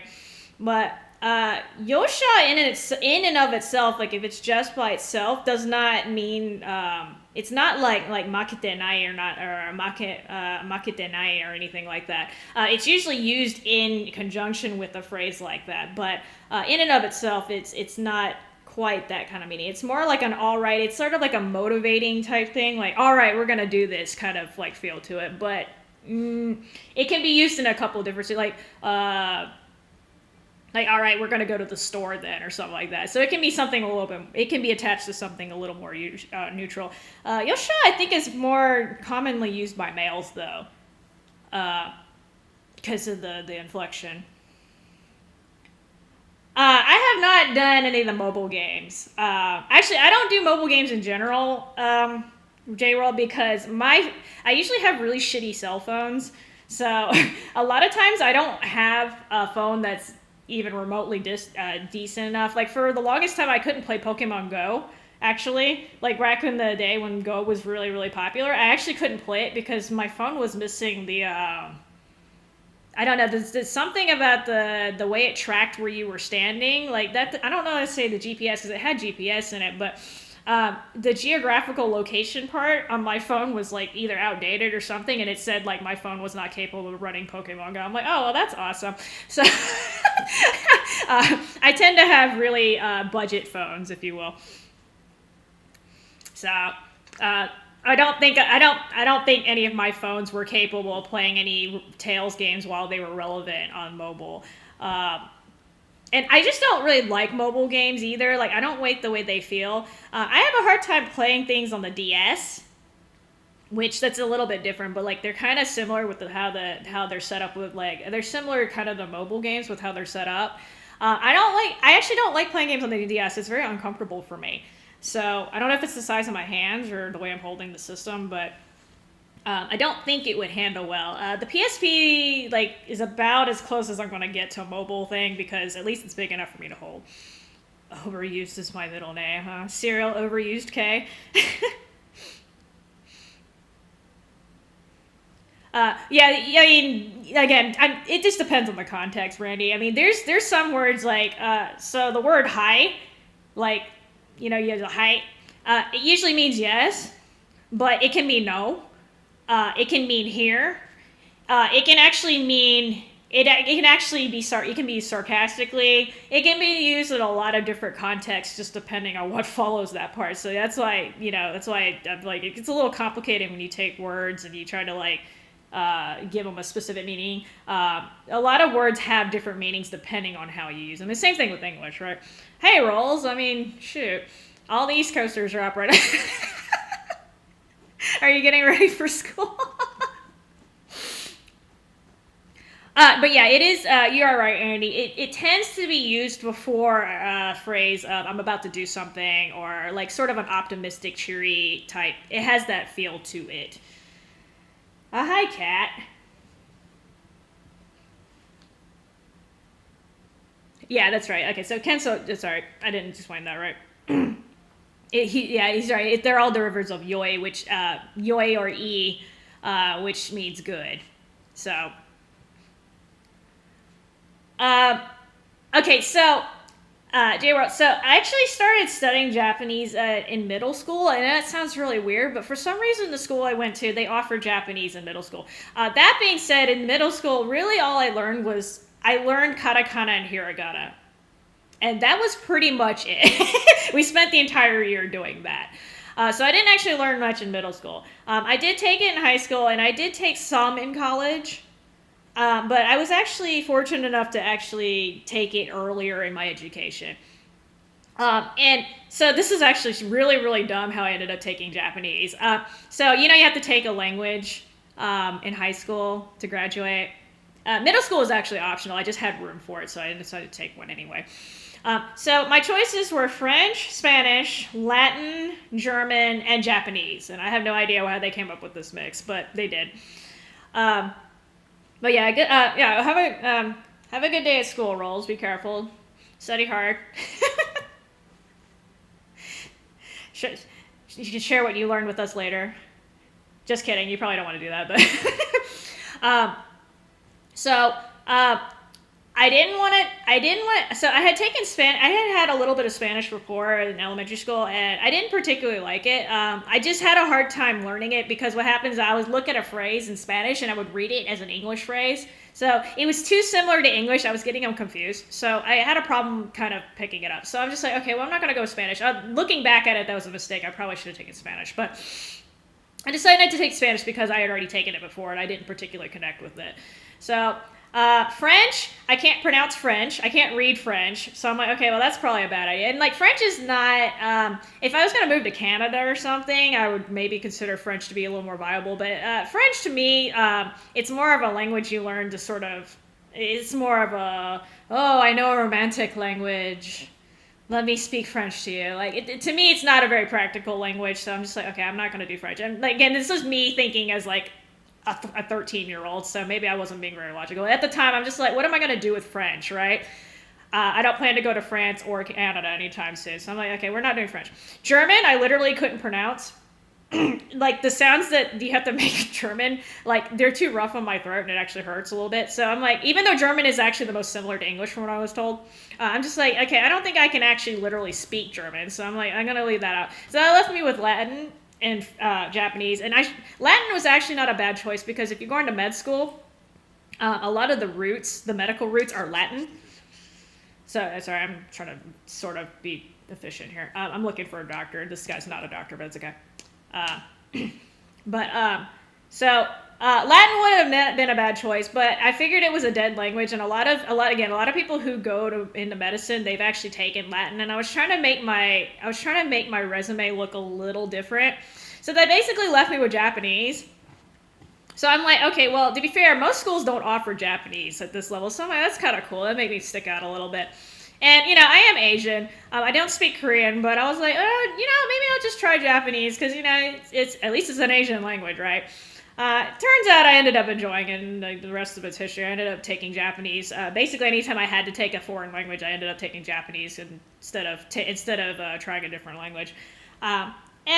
Looking back, again, not real practical. not a very practical language to learn. But I'm trying to do something with it. Here I am. So hopefully I'm able to get hopefully I can help somebody else with the years that I spent learning it. But again, I have forgotten a lot of the stuff that I had learned in school. So that's why like it takes me forever to translate now, because like I lost all the vocabulary, and like all the kanji that I managed to learn, I don't remember them anymore. So I basically have to look a lot of the kanji up.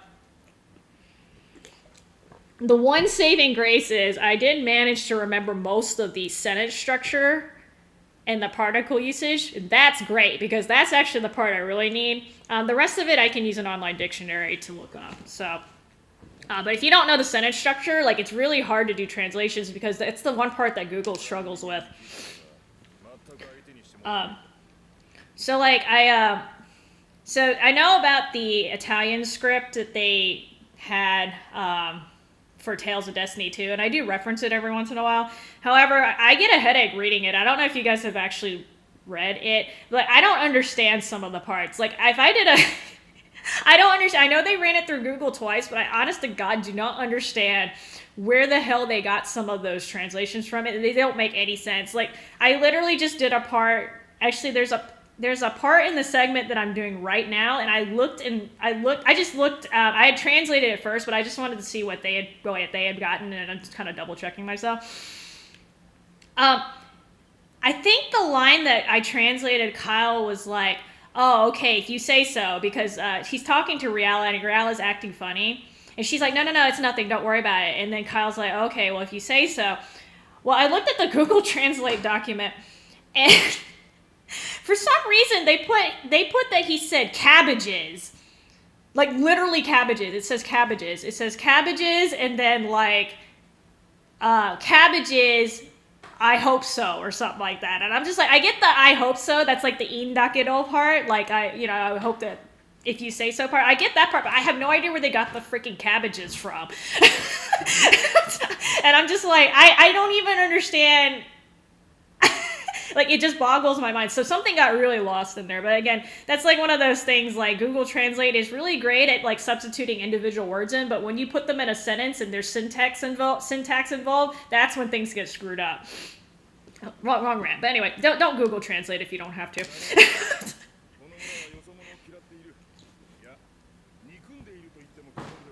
So yeah, the villagers are basically assholes if you're not from this village, is what he's saying. This might be a problem specifically with non-Latin based languages too. I've heard if you use Google Translate for like Spanish or French or German or like the basically the European languages, it works much better. But it doesn't work so hot with Japanese. I heard Chinese is even worse. I heard the Chinese translations are a complete train wreck. But anyway, a snacky snack. Oh, well, Helen might have some cookies for you, Randy. If Tommy didn't eat all of them yet.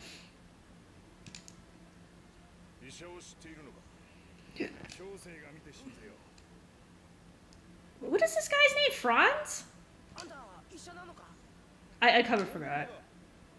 So this guy's an adventurer.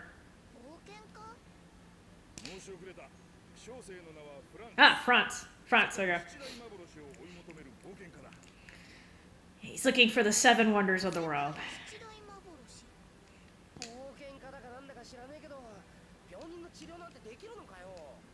Oh, it's your mom's birthday today, Rose? Well, congratulations to her. Happy birthday. It's actually Cyril's birthday today, too. Oh, dear, Helen. Okay, so... I'll take that as a compliment.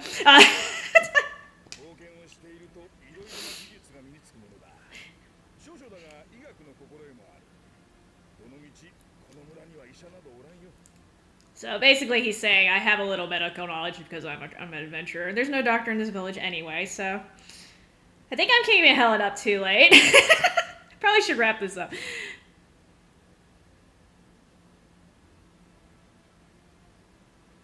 Yeah, it's...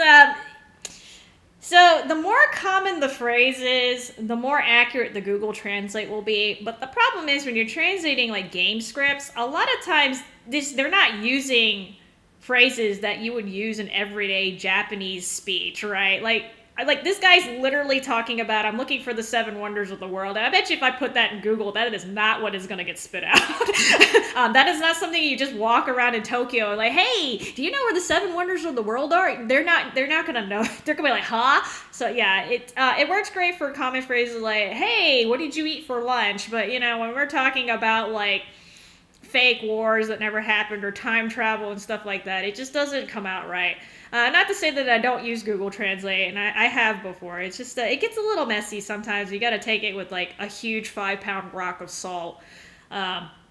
At least when you're doing Japanese. Again, I think Spanish and French and German and those languages fare a little better. I don't even want to see what happens with Arabic, though. I imagine some really strange things happen if you put Arabic in German. Because I heard Arabic as a language is a completely different linguistic system than English and other Latin-based languages. So that's always got to be fun. I don't even know, and like I'm assuming certain languages are impossible because like there's some languages like Navajo. The Navajo language is literally not written down from what I understand, so I'm assuming Google Translate can't even do shit for that unless it has an audio recording. But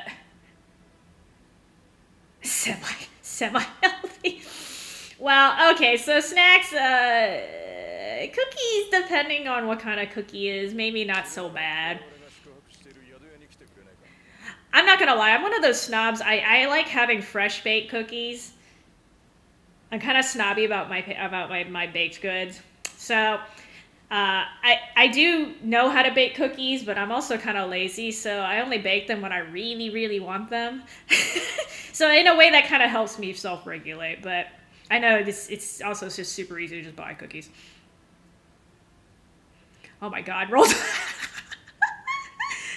Oh, okay, so he's not, so I didn't quite translate that right. So there's actually the 7, like, there's like Mirage in there too. So the 7, like, I'm just gonna just call them the 7 wonders of the world. You actually end up going to one of them in the game, but basically it's kind of, we have the 7 wonders of the world in the current world too. Like the pyramids are supposed to be, the 7 wonders of the ancient world. The pyramids of Egypt are considered one of the 7 wonders of the world. They're basically just these archaeological sites that have great significant meaning and they're still existing. That's what he's talking about. I think the one he's looking for that I end up going to is a garden. It's some sort of floating garden. I haven't played this game in a minute. It's not a huge plot point. You do see France like two or three more times throughout the game, though.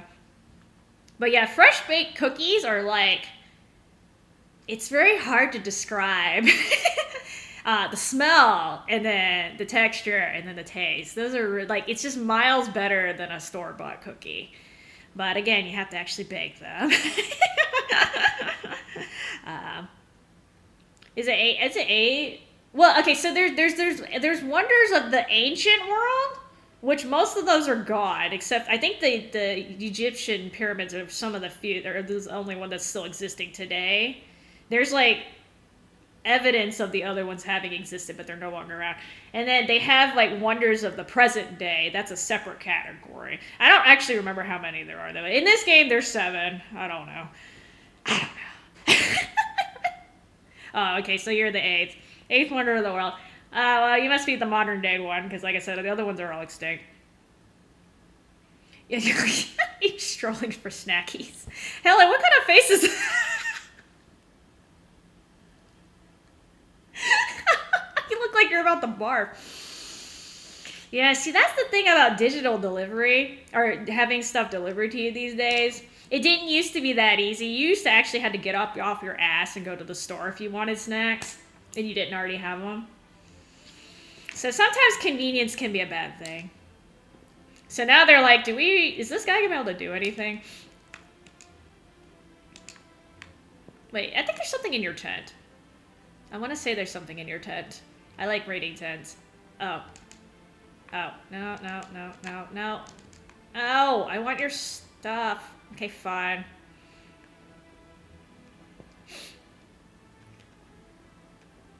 I don't even think you sell me anything yet.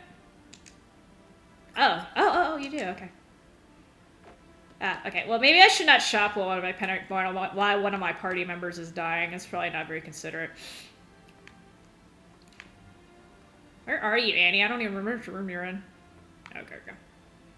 What are you doing here? Iro arimasu. Oh, you also sell stuff. Okay. Oh, I think that's the guy you buy jewels from.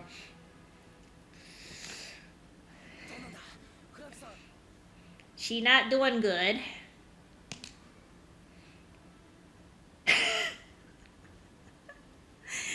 Well, you know, I'm assuming he's celebrating his birthday, Helen, so we're gonna let that slide. I imagine he's lit as all craziness. Yeah, so Amazon is interesting. Oh my god, Cole. You're late even for you. What the hell? What's up, though?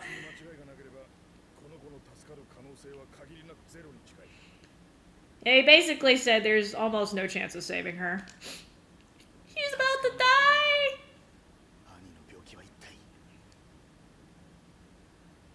I'm toxic? Really? Does he even remember who I am, Cole? I haven't played with him in like... Shit, I'm trying to think of the last time I played with Toxic.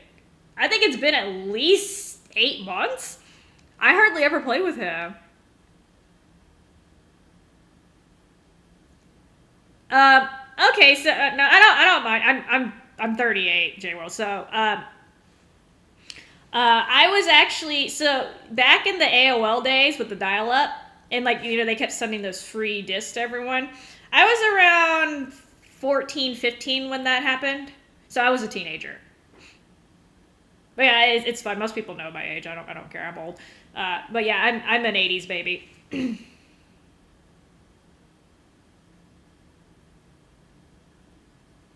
Wait, he actually, I'm really, hold on, I'm sorry, I'm really confused, Colt. So he actually remembers me? Because I literally didn't play with him that much.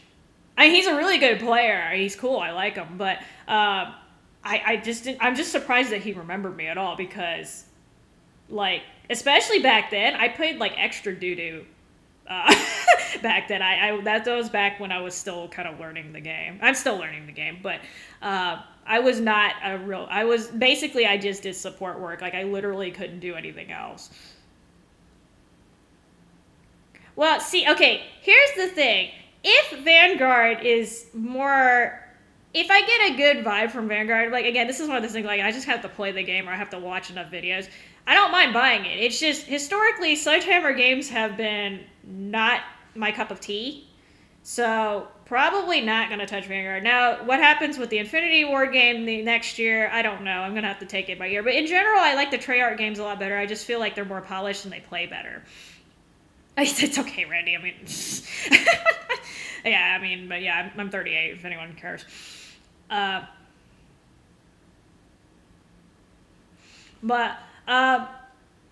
I mean, I just feel like Treyarch games are more polished. And again, I don't count Cold War as a Treyarch game because they didn't actually do it from start to finish. They took a Sledgehammer game and they tried to salvage it. That's what happened. They did what they could, but I don't actually consider that a Treyarch game. Oh God, Rolls. Okay, so never mind. I'm not 38. I am 12. Okay, I'm 12. I'm just kidding. Just kidding. I'm 12. Oh, no. I know that Untoxic is a very good player. I've played with him enough times. I know. He's probably on Ransacker's level, if you ask me. They play differently, but skill-wise, I think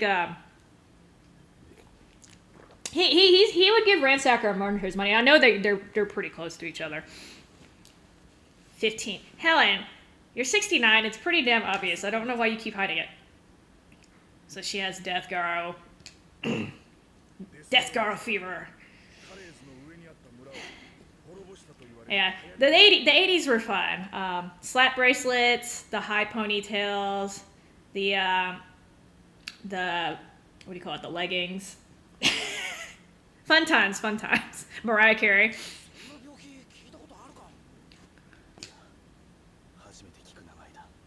So she has some strange rare fever.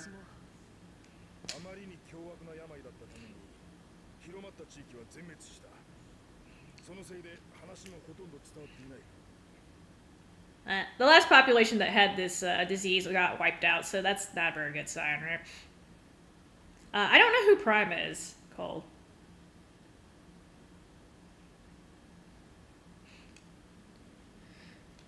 Well, yeah, like, I mean, like, I would have gotten Cold War if they fixed the problems that I originally had with the game when it first came out, but they never actually addressed those problems. That's why I never got it. And plus, I was going to get it on PS. Again, that was another one of those things. I was going to get the PS5 version, but, you know, stupid ass systems are rare thanks to people be gobbling these little shits up.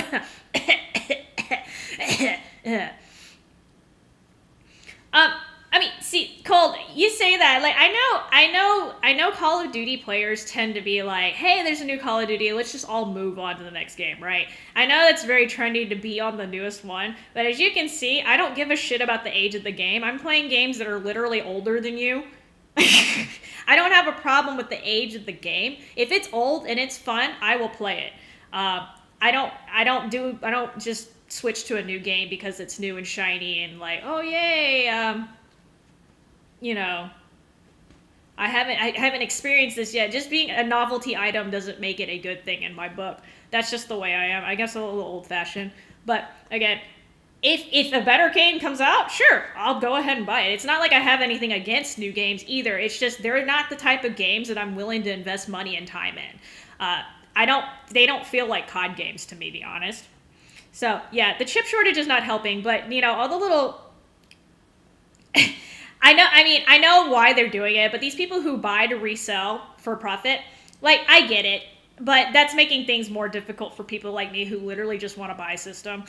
Not to say I haven't resold stuff before, but I normally don't do it with systems, and when I do resell, it's something that's been out for a long time.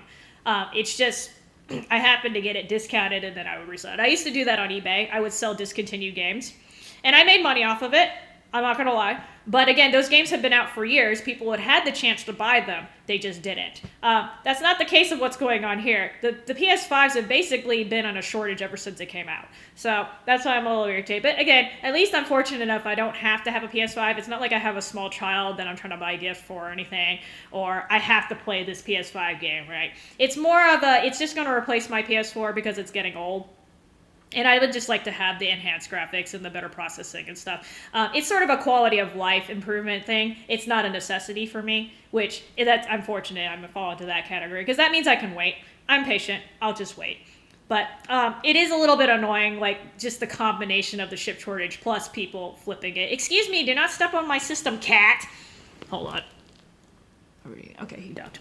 But, you know.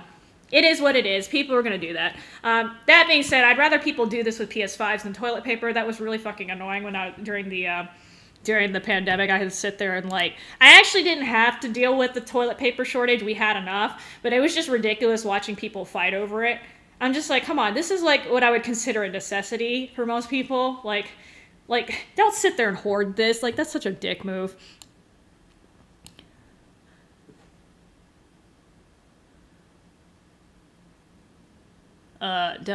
You know, I don't like demolition. I know it's good for racking up kills and stuff, but if you go up against a sweaty team, God, yeah, and Helen's right. On BO2, I was playing BO2 on PS3 up until June of 2019. So that was 2 years ago? Yeah, I was playing BO2 that whole time. From 2014 to 2019, I was on BO2, and that's with all the goddamn modders, because they started coming out of the woodwork around 2015. That's when they first got the aimbot and stuff, and then after that, it just got worse and worse and worse. But all those years I was on it, so again, I don't have a problem playing a COD as long as it's fun. I'll be willing to put up with all the ridiculous cheating and shit. As long as the game itself is fun. I got people. I don't even have necessarily the people to play with. It helps. But, it just, BO4 seems to be the best recent COD as far as I can tell, that for my taste, so that's why I play it. That's basically just it. I wouldn't mind trying to learn BO3 again, but I heard the modders have gotten really, really bad. And with me not knowing what the hell I'm doing, I'm not going to be able to properly counteract them, so that's going to greatly reduce my enjoyment of the game. And the jetpacking is... it's okay, but, it's not, I know a lot of people like it, but, it's not really, like, it adds to the game, but in my opinion, it also takes away from the game. So it kind of cancels out for me.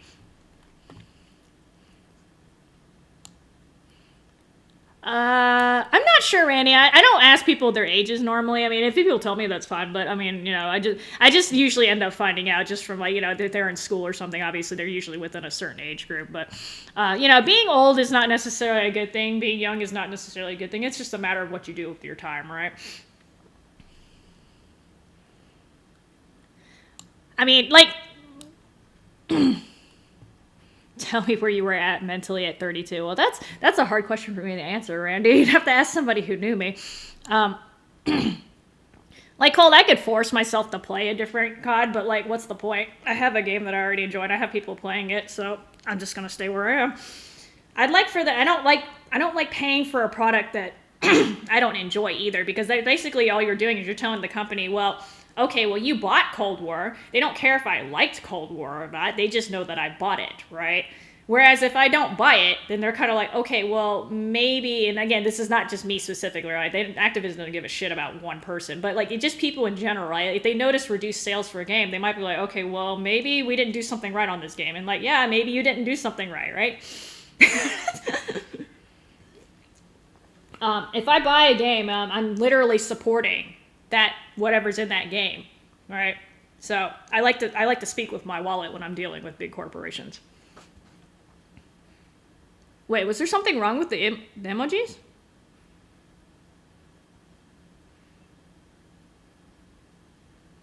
I'm talking about Ransacker, Cole, because I know the King Dozer's account is actually technically his friend's account.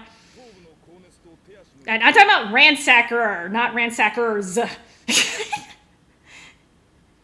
What kind of advice do you want me to give you, Randy? What do you have? Okay, I mean, what are you having a problem with? And I don't necessarily know if I can answer your problem either. Like, I can try to help, but like, I have no idea what's going on. So, yeah. See, the reason why I don't like Demolition is if you play against the wrong group, you will literally get spawn trapped, and I mean like spawn trap. Like, you will spawn in, and before you can take a single step, you will be dead. That's how bad it can get in Demolition. Life. Oh, okay, that doesn't narrow things down enough for me, Rawls. Could you be a little bit more specific? Like, for instance, I'm not getting good sleep, or I can't get I want to get into a romantic relationship, or I have a headache. Like, give me something to work with here. Life is a little too general. Life is shit. Okay, I'll just do that. Yeah, see, that's the problem, Cole. Call of Duty has what I would say a lot of casual and a lot of blind buyer, like people who are blindly loyal to it. They just buying it. They're just pre-ordering it because they just want something new and shiny, right? They don't necessarily want to support the game or the series. It's new and shiny. It's Call of Duty. I don't feel like switching series, right? People need to stop doing that, because they basically are telling Activision, I can put up the biggest, steamingest pilest of shits, right? And these people will still buy it. So why would they put out a proper, well-made product which costs more money, right? Why would they do that if you're going to buy it anyway? Once you buy it, you have given them their money. So if people were a little more selective, because back in the day, people would wait until the reviews came out and then they would buy it. Pre-ordering wasn't even a thing, right? That's changed these days, but that's why when people are like, have you pre-ordered? I don't pre-order nothing. The only way I would ever pre-order anything is that I actually already knew what the game was before I put. Like, if they release Tales of Rebirth, I will pre-order that shit like 3 or 4 times. Like, I know this game. I've played it, okay? The only way they could possibly fuck it up is if they messed up the HD remaster part, but that you get, again, that's probably not likely to happen. I would pre-order it. At this point, because again, I've been waiting for 15 years or whatever. I'd be willing to do that. But like COD, like, they've messed up the past like 2 or 3. I mean, they made some improvements, but they took more steps back than they did forward, if you ask me. I think Rolls is in school. Okay, so here's the thing with getting advice from quote-unquote elders or people who are older than you. Just because a person is old, and I know this sounds weird coming from me, since I'm old, Just because a person's old doesn't mean that they learned anything from their experiences, okay? I know a lot of people who are older than me, and they don't know crap about life. I don't know how they survived this whole time, but they made a lot of poor decisions, okay? And in general, their life was hectic and they went through a lot of problems, and they could have been a lot easier if they had made different decisions. They made it through. Yes, they're older, but the advice that they would necessarily give you is not necessarily helpful, right? If you don't learn from your experiences, then having a lot of experiences is not a beneficial thing, right? That just means you made a shit ton of mistakes. So you can take the bus. Okay. So I've met like 12-year-olds, right? Like, I'm not even kidding. Those little kids had more insight than the average 30-year-old that I've met. Like, these were like really smart kids. Like, not just smart, like knowledgeable kids. Like, they knew how to take what they had learned and apply it to different situations, which is a very, very critical thinking, like very, very useful skill. And they're 12. So it doesn't have anything to do with your age. It's just a matter of how do you process information? How do you learn from what you've learned, from the information that you've been presented, and how do you use it, right? Do you use it for yourself, or do you use it for other people? So a lot of it has to do with the individual person, not just the age, right? But in general, older people have experienced more. So in theory, quote unquote, they should know more than a person who is younger, in theory, but that's not always the case. But you'll know, so this sounds a little weird, but if I'm not sure if a person knows what they're talking about, this is how I determine, this is like a quick and dirty way to determine whether they know their stuff or not. And this actually, I do this at the store a lot, because sometimes the person, the associate you're talking to, or the store worker you're talking to, you don't know if they know their stuff, right? So, for instance, I used to work at PetSmart, okay? So sometimes I still go to PetSmart. I don't work there anymore, but I go to PetSmart. But like sometimes I have a question about the animals, and it's something that only an employee would know, like which animal's nice, or which one's been here the longest, or something like that. There's no way I can tell that by just looking at them, right? So I have to ask an employee. But in order to figure out whether the employee knows what they're doing, I would first ask them a question I already know the answer to, okay? So for instance, if I was buying a pet bird, okay, I wanted to get a parrot, okay? I'm just making this up. I would go in there and I'd be like, hey, so-and-so, I'm interested in buying a parrot. Like, what would you suggest, right?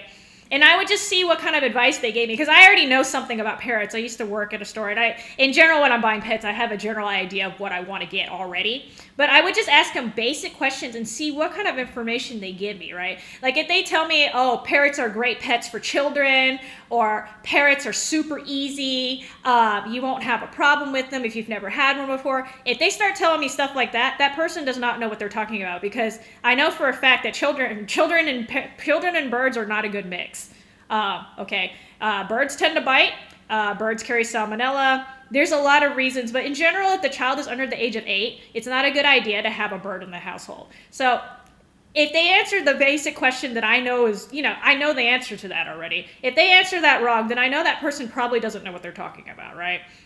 And again, I ask basic questions that they should know the answer to given their situation, right? This person works at a pet store. I'm not going to walk up to a random ass person on the street and ask them, hey, is it a good idea to get a bird for a small child? They're not going to know, right? But this person works at a pet store. They're selling birds to people, okay? And PetSmart does educate the employees, okay? I've been through this. Again, I used to work there, right? So I know this person should know the answer to this, but they don't. So that tells me this person is not someone I want to deal with. I'd rather come back when there's somebody there who knows what they're doing, okay? So that's like a kind of quick and dirty way to tell if somebody knows what they're talking about. I just gave a pet store example, but like anything, right? If somebody wanted to know if I knew anything about this game, right? They could ask me a real basic question like, hey, what element does Vague use? And, he uses the element of ice, right? So if I answer ice, okay, at least I know that much, right? I guess I could have Googled it, but, just ask them, really basic, simple questions that they should know. And if they answer them correctly, that person probably has a general idea. They might not be, super, an expert in the field, but at least they know something. But, that's just like a general life tip. That's how you kind of figure out whether somebody knows what they're talking about. And, like, it's not lying. I'm not, like, trying to trick them into, like, making a mistake or something. But, again, this is stuff that I would expect somebody to know, given, like, their position and, like, just expectations, right? Store employees should know about the products in the store in general, right? Unless they just got hired. So, stuff like that. Basic expectations should be met. But, that's one of those things that took me a while to figure that out. Because, like, there are a lot of people out there who are willing to give you advice. There are a lot of people who are out there willing to give their advice. They love giving advice. In fact, some people love giving it a little too much. So it's hard to sort out, like, does this person actually giving me good advice? Or are they giving me bad advice? And that's one of the ways I kind of figured it out. In general, I have found, and this is again, in general, not always, but the people who offer their advice when you didn't ask for it, those people tend to be less knowledgeable in the field than somebody who gives the advice upon being asked, right? Like when you actually request it. Like if I just start talking to you like, hey man, Nike shoes, okay? I don't know shit about shoes, by the way. I was just like, yeah, those Nike, whatever the hell, $300 shoes that just came out. Those things are awesome. Like those are the bestest shoes I've ever seen, right? Like, and like nobody was talking about shoes. It's kind of like, okay, right? But there are some people who know a lot about shoes, and if you ask them about shoes, they'll go on and on and on because they're like, oh, we're talking about a subject that I know about and I'm passionate about, right? That's cool. That's different. But like, there's just people like, oh, I'm just gonna brag about my shoes, right? Or brag about what I think about I know shoes. I think I know about shoes even though I don't know anything, right? And people, and in general too, the other thing I've found, and this is way more than you wanted to answer to already, but in general, if you find somebody who's really passionate about something, like they're really into it, they probably know a lot about it. It's very rare for somebody to actually be super passionate about something and they have all the wrong information. Now, it does happen. So I want to qualify. There's a difference between being passionate about something and being a nut, like a fanatic, okay? Because, like they have the, I hate to pick on like a political one, but like Trump has a lot of followers, right? I totally get why this happened, but he has a lot of people who just like blindly follow him. And I would consider them fanatics though, because they don't actually know much about Trump, to be honest. They're letting their emotions take over at that point. I don't consider that being passionate. A passionate person, when they find something, they really look into it. They're like, they know almost everything there is to know about it. They have checked, fact-checked, fact-checked. They study these things on their off time. They just day and night think, whatever it is. They know everything, and they have checked their information on the stuff, okay? That's passion. That's when you devote like all your energy and all your focus into one thing, right? That's different from being a fanatic. A fanatic just looks at a person and just gets obsessed with it, but doesn't necessarily look into it, right? So, I mean, I don't know. So I know some stuff, right? But like, the thing about me is if I don't know anything about something, I will tell you. Like, if you ask me about cars, I'm not good with cars. If you ask me about cars, I'm like, dude, talk to your mechanic. I have no idea. I just know they have wheels and you bring them in for oil changes and shit, but like, I don't know anything about cars. Like I literally, actually, people like Cyril knows a lot about cars, I think. And so does Toon, actually. I think Toon knows about cars. I know people who know about cars, but I don't. But yeah, people who are passionate, like, for instance, I had a professor in college. This man, like, loved clams. Like, I have never seen a man love bivalves so much.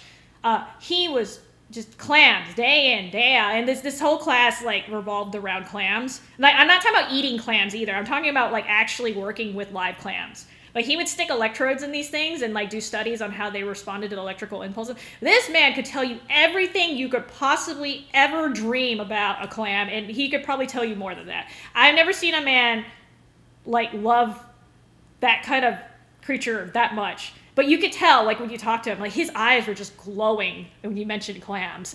That is a man who found his dream job. But, like, people like that, they're usually the best source of knowledge because, A, they know what they're talking about, and B, they're more than happy to talk to you about them if you ask them about clams. But, yeah, find people like that. Those people are the best.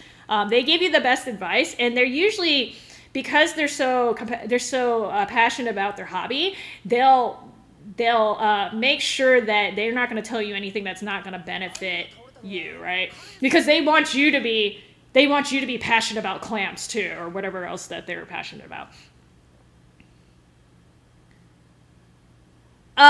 Cole, about the job. I actually highly recommend that you get a job too. Again, the pandemic has made things very, very difficult, but I personally, this is just my personal opinion, I think everyone in the United States, or just anywhere in general, but especially the United States, everyone, I think, should have to work in retail for at least 3 months out of their life.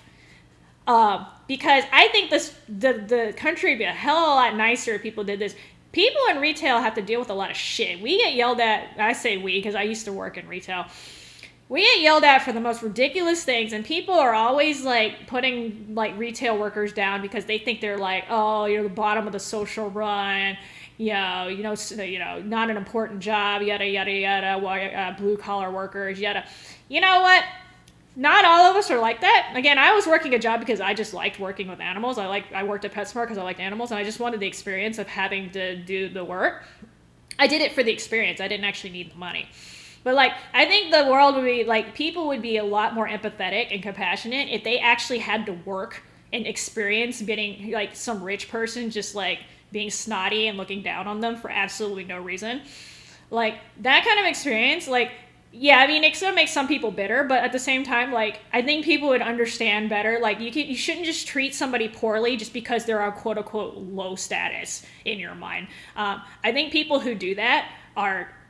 like, honest to God, like, I have no respect for people like that. People who talk down to waiters and waitresses for no reason. The cashier, they give the cashiers a hard time or whatever. Like, I understand people have bad days, and sometimes they let it out on other people for no reason. But there's just people, like, they just constantly rag on people who they consider poor or whatever because they can. And I'm just like, well, you know what? I bet you if the tables were turned, you would not do that. But... okay, so I'm not getting into the politics of Trump. That was probably not the best example for me to bring up. But again, like, the reason why I mention that is because if you ask the average Trump supporter, okay, what Trump's actual policies are, like, again, he's a politician, right? He has policies. If you ask them what his actual policies are and how many of them he actually implemented, I bet you they couldn't even answer basic stuff like that, even though that was Trump's job when he was in office, right? That's what I mean, the difference between a fanatic and an actual person who's passionate about something. The fanatics, they act like the person, whatever the object is, the greatest thing in the world, but they don't actually know a thing about them. They're just like pushing their emotions and their hopes and their dreams onto something else. Whereas the passionate person actually understands what it is that they are pouring their emotions into, right? There's a huge difference with the knowledge there. Like, if you're going to put that much energy and effort into something, you should at least have a basic idea of what it is that you are giving your respect to, okay? That's just how I think. Randy, you are correct. Trump does have a lot of charisma, and that's actually where a lot of his followers come from. But again, I'm not getting into the morals and ethics of Trumpism and stuff. I don't want to get into that because it's like opening up a can of worms, and I don't want to go there. But I'm just saying, in general, right? How much do you actually know about Trump? I mean, if you like him, if you just like him, like you just get the gut feeling that you like him, that's great. But like, if you think about it, like really, how much do you actually know about him as a man, as a politician, as a whatever? Yeah. I can't even remember the professor's name who had the clams. I'm telling you, he was just batshit crazy about clams. But that's okay. He found a job where he can study clams all day, so good for him. And he's probably one of the happiest people alive.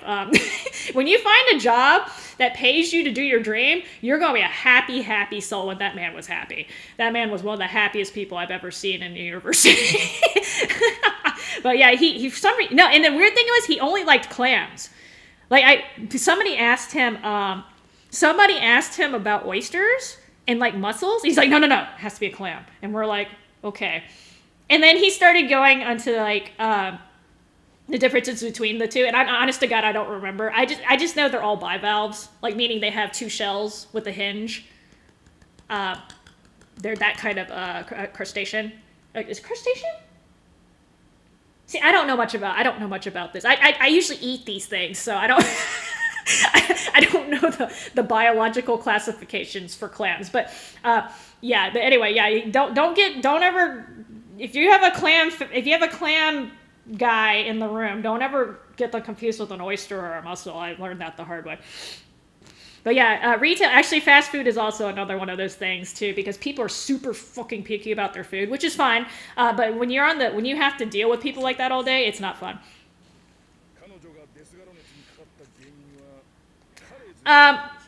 Well, when I say get a job, I mean like get like an average just job. First off, those are the easiest ones to get given your education level and stuff. I'm not saying you're dumb, Cole, but like, you know, a lot of the quote unquote white collar jobs, you have to have a college degree these days. So you're not going to be eligible for those anyway. But you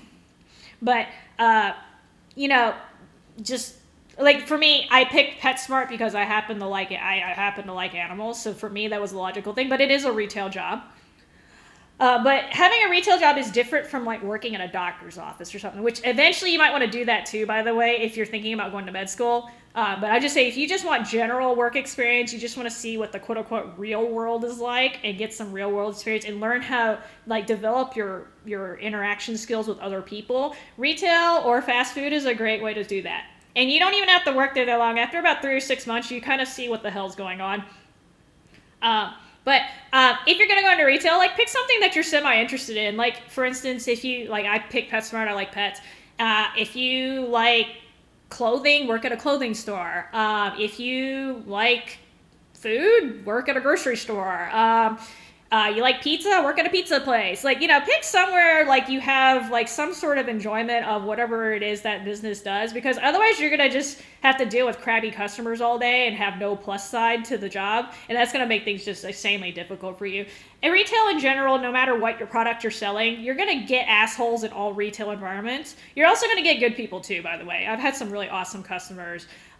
They were a lot nicer to me than they had to be. Works both ways.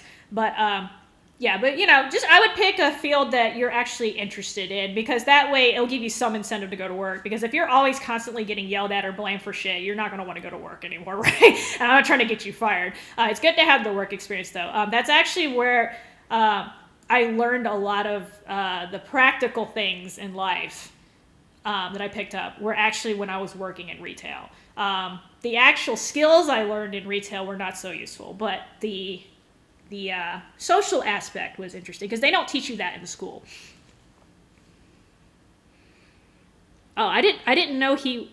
Oh, okay, I didn't know Trump went over there. Was this recently? I must have missed this. Oh, hey, MD Luffy. Sorry, I kind of went on a tangent. Okay, so Annie's dying here. Okay, So basically, she got sick when, I don't know if you, like, this was like an hour ago because I keep talking. But when Eugene blew up that rock, you know, they made this big scene where there's a bunch of sand falling into the well with me, and then a snake popped out. There was something in the sand, there was an illness in the sand, and this actually happens in real life sometimes, from what I understand, although not nearly as often. There was an illness in there, and she caught it by inhaling the sand. You say that, Cole, but again, like I said, it just depends on the person, right? Some people can learn a life experience in a week, right? Well, some people, that's I recommend about 3 to 6 months, though. I think the average person, after about 3 to 6 months, you'll learn what you need to know from working in retail. that will be enough of it. So you should be able to figure it out. You might be able to figure it out sooner. I mean, I don't know. But I'm just recommending 3 to 6. You'll get a pretty good idea of what those workers go through after that period. But I wouldn't recommend working full-time while you're in school, Cole, unless you need the money. Because full-time is 40 hours, right? So how are you going to do that and do a full course load, right? I mean, I know you're not, what are you? You're a freshman? Are you a freshman? Even if you're a freshman, you still got a lot of things you got to do, right? And you also, I'm not trying to make it to where you have no social life either, right? You need to go out and have fun with your friends and stuff, and do the things you normally do to have fun. If you're applying to med school, you're basically not going to have fun ever after you get in. But you should take advantage of that. Being able to enjoy your school life and the freedom you have right now while you have it. Like I said, I do recommend getting a job, but I think part-time's enough. I would just work personally, if I were you, I would just work 10 to 15 hours a week. And it would also be easier for you to get a part-time job because I don't know if you know this. So this is one of those things you learn. Okay, sorry, you're a sophomore. My bad. You're a sophomore. I couldn't remember. Because I was I'm trying to calculate your age, but depending on when you're born, that could be freshman or sophomore.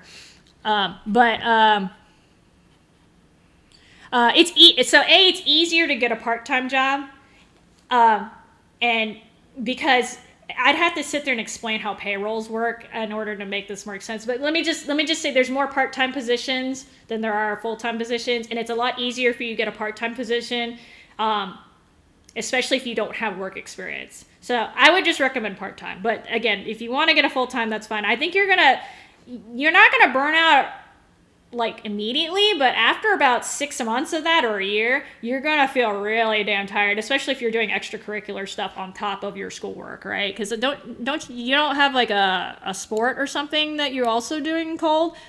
And I'm not even talking about you playing online and stuff. That's other stuff. So. Oh, okay, you work at Kohl's? That's cool.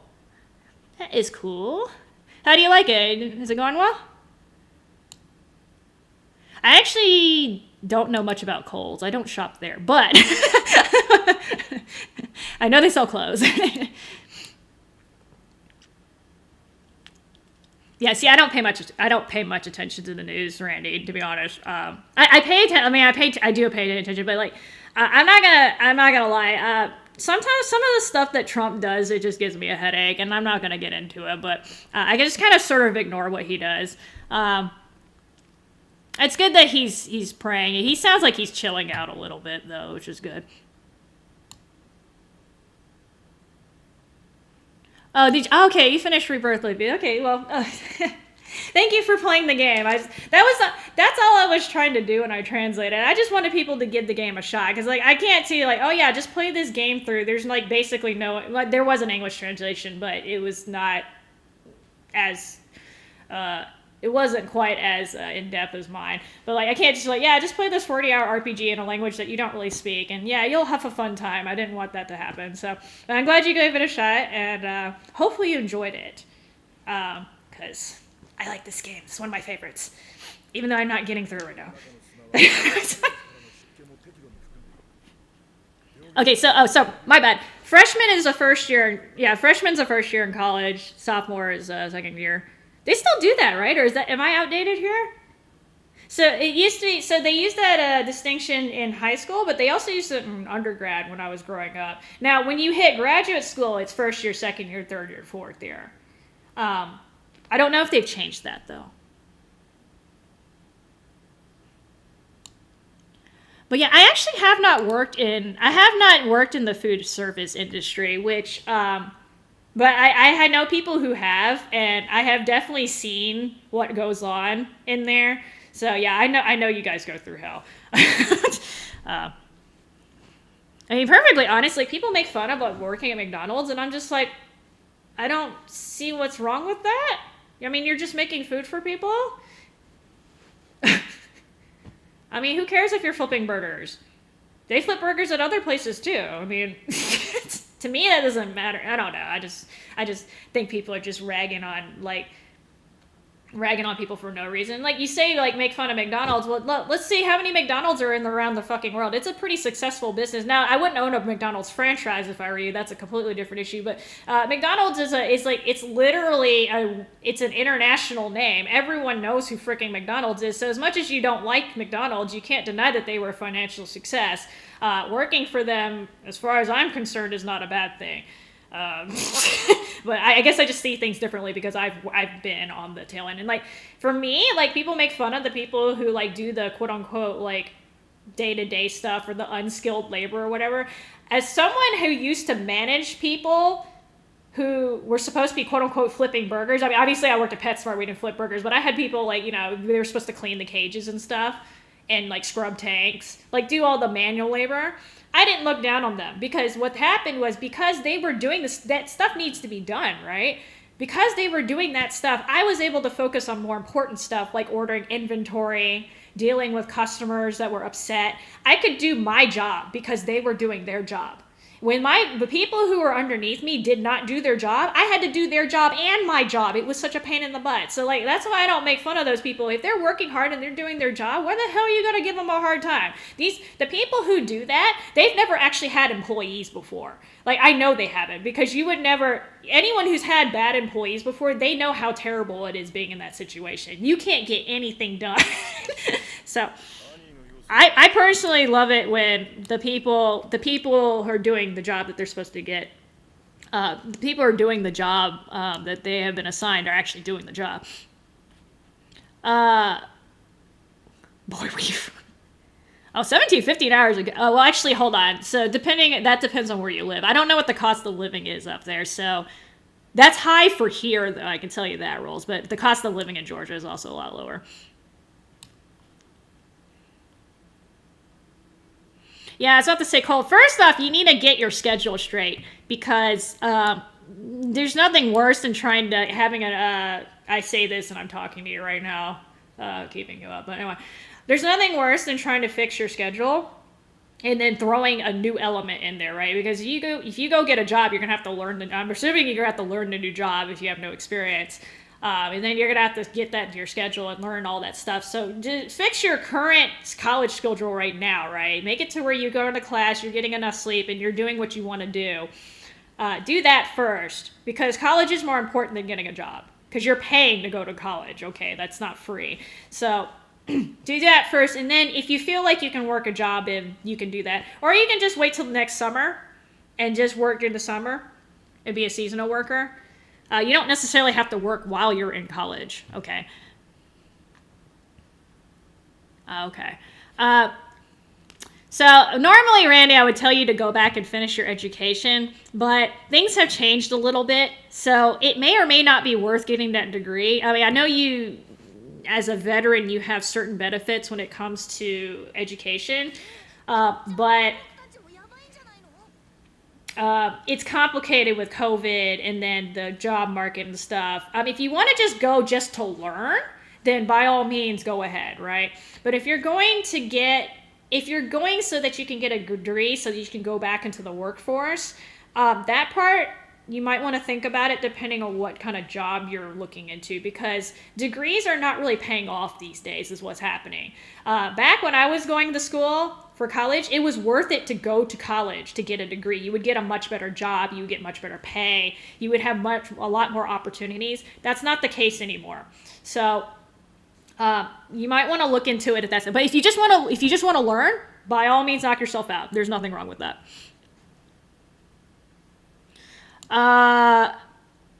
So I don't know if they've changed the SAT since I've taken it. It's been a minute. I'm not gonna lie. I actually had a pretty low SAT score myself, Rolls, given my GPA and where I went to school. I actually had one of the lowest SAT scores in my grade. So, but yeah, just retake it. A lot of times these standardized tests, it's not that you're stupid. It's just that it's a matter of getting used to how the wording is. That was my problem with the SAT. Like, it's not that I didn't understand the question that was being asked of me because of the way they worded it back then. And I never heard they've gotten better since then. But I literally just misread the question. And that's why I was getting a lot of answers wrong. But yeah, if you know you can do better, just keep trying. Like, usually the more times you take the SAT, the better your score is. You can buy Vanguard after 4 hours. 4 hours of what? Oh, you mean in the next 4 hours? I'm not pre-ordering it, by the way. I don't care about that. Okay, so, okay, good. Yeah, I like the, I actually didn't like the original Tales of Destiny when it came out, Luffy. I have it, but it didn't make a big impact. And I ended up buying Eternia, and I didn't really like that either. But those also were, like, very, very rough localizations. Okay, so the way, I think, Rolls, like, you might want to double check with the counselor, because, again, I haven't been in school for a really long time. What they used to do when I was in school is they would take your best SAT score. So say I got a 1300, a 1400, and then a 1200 in that order, right? They're supposed to take your 1400 score into consideration. Now, sometimes what would happen is if you took the test recently, you did worse than usual. Sometimes they would ask you during admissions what happened, because in theory you should be getting better. But, you know, they also recognize that sometimes people just have bad days. But that you are there, so, like, when you actually apply to schools, they're supposed to use your best score. Your boss. Okay, so, Randy, in general, and I'm not judging, but in general, you don't want to date employees or people who are related to people that you're working with. Just FYI, it gets really messy. And actually, in some places, that's illegal. Not illegal, sorry. It goes against company policy. Like, you can actually get fired for it. But, yeah, in general, don't do that. You gonna be a YouTuber? You can be a YouTuber, Rolls. I can see that. That being said, though, YouTuber is not a reliable thing. You always have a backup plan when you're having that, because there's a lot of luck involved with you, like, being a streamer type job, and you don't want to rely on luck, right? This is your future, so always have a backup plan. Just letting you know. But yes, you can do it. You're gonna have to put a lot of work into it. People think just because everyone can do it, it's easy to do. That's not true. You have to put the same amount of work in, and you have more competition. So in a way, it's actually harder. But you can do it. Hell, I actually.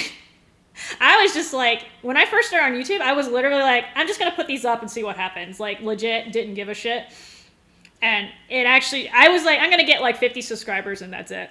And like, that's cool. Like, that's perfectly fine. That was more. I was like, I'll be shocked if I get more than 50. And it ended up blowing up, which totally took me by surprise. But anyway, you do good work, and you work hard, you work consistently, you'll get noticed. I mean, that's the nice thing about YouTube. Somebody will eventually notice, and yeah, just keep working. But don't think like just because, oh, I'm playing video games, I don't have to work hard. That's not true. Okay, that's the mistake that a lot of people do. You can do something that you enjoy and make money off of it. That's cool, but you still have to do the hard work. They always have to do the hard work. Okay, because again, you have to separate yourself from all the other people who are also trying to make money off of YouTube, right?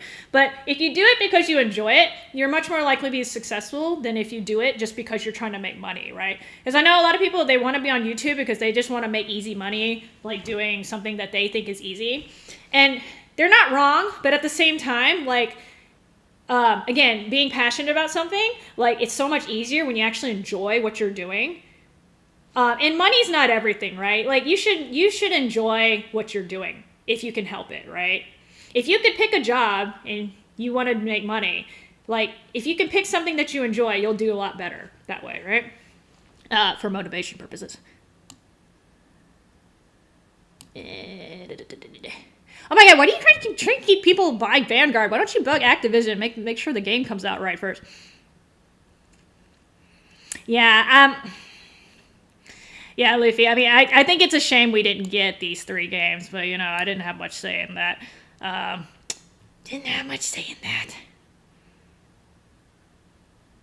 Oh, okay, is there another Street Fighter tournament? That's good.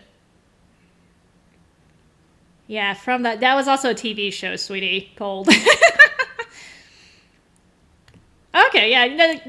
Like, again, your YouTube channel can be anything. That's the cool thing about YouTube. It can be anything. Twitch is specific to gaming, but, like, I mean, there's YouTube channels about pottery. There's YouTube channels about growing plants. There's YouTube channels about just, like, life in general. There's YouTube channels about random-ass facts. And then you have weird-ass channels like mine who just do whatever the hell I want to do, kind of, basically. But again, if you're passionate about what you do and you put in good work, you'll get it to work. I'm sure there was a YouTube channel I saw once. This man had a pet hamster, one of those little dwarf hamsters, and like all his videos are basically him making mazes and furniture and all these cool little things for his hamster, and he's got like millions of views and shit on this because he just did a really, like, I was looking at this, I'm like, dude, I wouldn't mind living in that house. But he just did a lot of work for his hamster, and like it ended up being popular, so he did a good job. I can't remember the name of the channel, though. This is a while ago.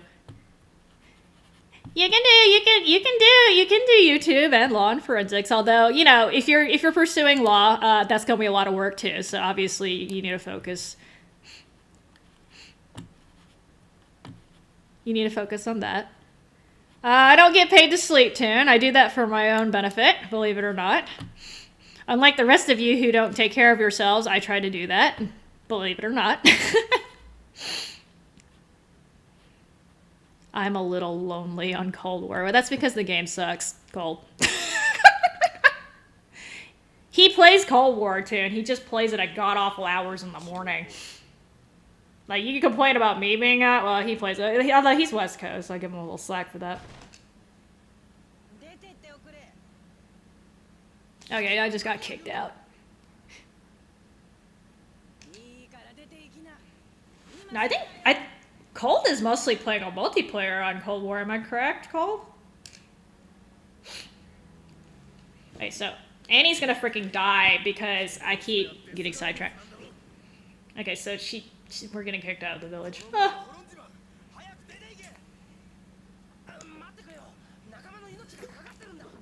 You play hardcore? I bet you go around killing your teammates, too.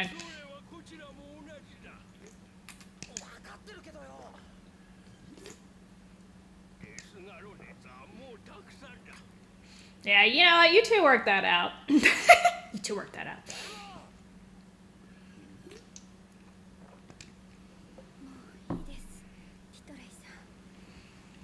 $1 billion, huh? Yeah, I know you go like, I know you like to team kill Cold. This is Cold. I know you like to team kill too. Actually, I can kind of see Cold doing that too in certain situations.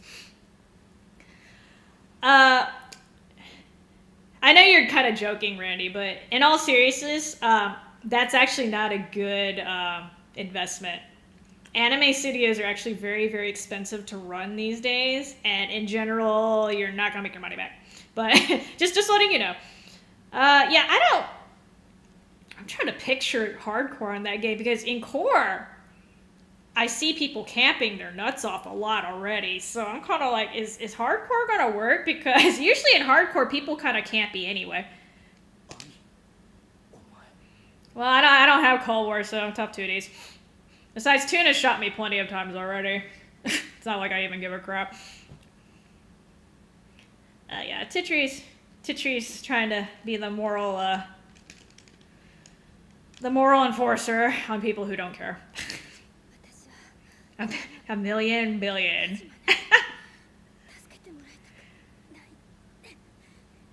Yeah, you don't have to remind me, Toon. I remember. Okay, this is why I don't play League anymore. I literally just told somebody not to buy a studio to make anime, and now you want to crank out hentai. Unless you're going to draw everything yourself. You will find me a harsh judge, Cold. You're going to have a little problem putting that on YouTube, too, because you're going to have to put that in the adults-only category, and that stuff doesn't usually get monetized, from what I understand, and plus the audience is a lot lower. But hey, you know, you do what you want to do. No, I'm going to pass on that, too. Why don't you go play League with Cold? Alright, so we're going back to the tent.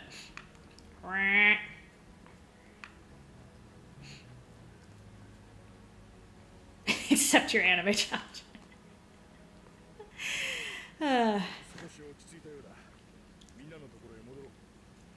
If I had a shit ton of money, though, I literally would probably go to Bandai Namco and be like, here, localize these 3 games. I would be tempted to do that. I don't know if that would work, though. I have no idea how that business transaction would take place. But I would need a lot of money, unfortunately.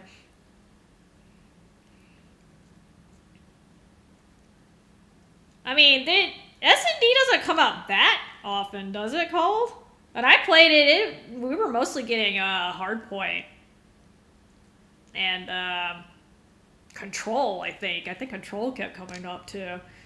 I don't know if it's because I'm a yellow gem and I suck, though.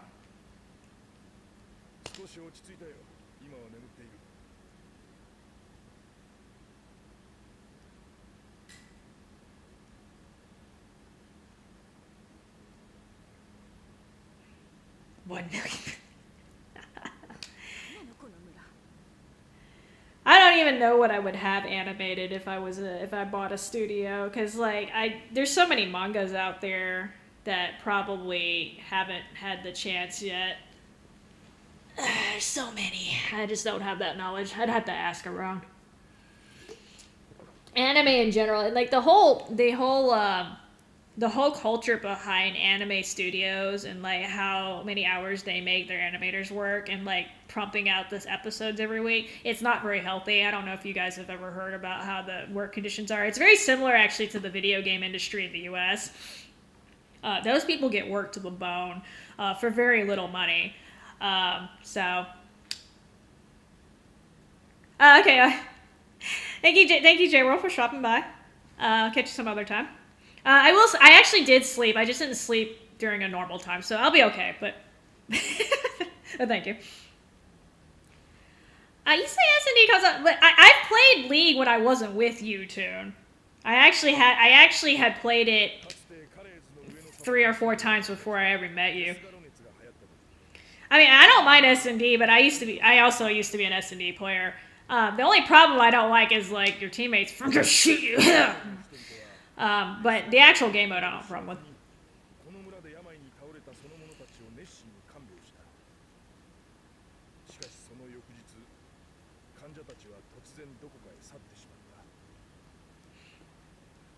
So he's basically explaining why the villagers hate us.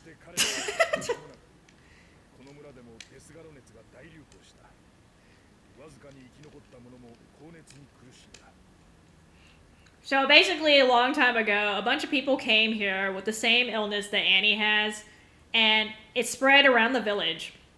So the villagers treated these people, and then the villagers ended up getting the same illness, and the people they treated ended up disappearing overnight, and then, of course, a lot of the villagers died. So that's why they're really pissy about what's going on right now.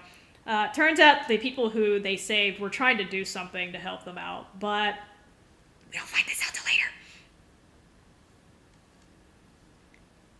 Punchy. Well, Randy, would not be a bad idea to actually start off as a manga. There's a reason why most animes are based on manga, and the reason why is because they have to do a storyboard anyway to animate the anime, and if you have the manga already done, that greatly speeds up the process. You're basically doing half the work for them. So, starting with the manga might not be a bad idea.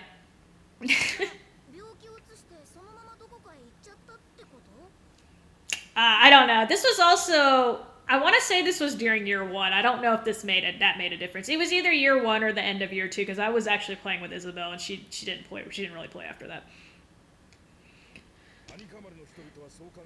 Well, let me know if you get that up, Randy. You can put up like little sneak peeks on YouTube. It's actually, I wouldn't say it's easy. I wouldn't say it's easy to animate stuff these days, but it's easier because you can use the computer software to do it. You don't necessarily have to hand draw everything these days, which is it's kind of nice. It makes it more accessible. Okay, so most Americans do pronounce it manga. It's actually manga though. Just FYI. I mean, I know there's a lot of things that I pronounce a certain way, knowing that that's actually not the right way to pronounce it. So, another answer is Naruto. You know, most people Naruto or Naruto, it's Naruto. But when I say it like that, people, just because they're not used to hearing the Japanese version of it said, they don't understand. Buy extra storage. Why? Why do you want me to play Cold War? Go ask Tommy. He has Cold War. He plays zombies. Go hit him up. And that doesn't, like, I want the PS5 version, god damn it. So why don't you find me on MSRP PS5? That would solve the damn problem, huh? You don't have to buy it for me. Just make sure I can get to it. So he's telling me where I can find the, cure for this. And, like, I'm really hesitant to get... Yeah, see, that's pretty common, Randy. I mean, I just know because I speak enough Japanese. I know how to pronounce it. But most people look at me funny when I say it like that, so...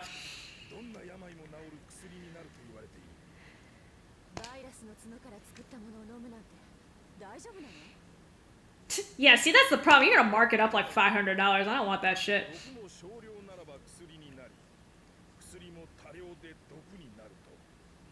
Yeah, most people pronounce it manga, though, or manga. I've heard all sorts of weird things. It's manga. Yeah.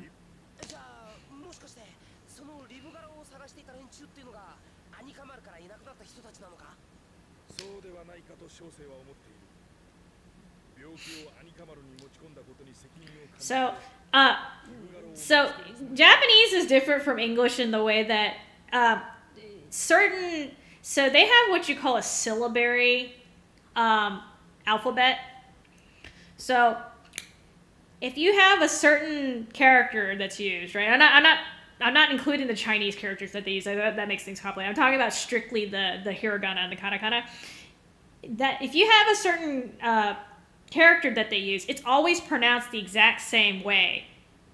If it's just that one character, okay? It's not like English, where the sound changes depending on the combination of the letters.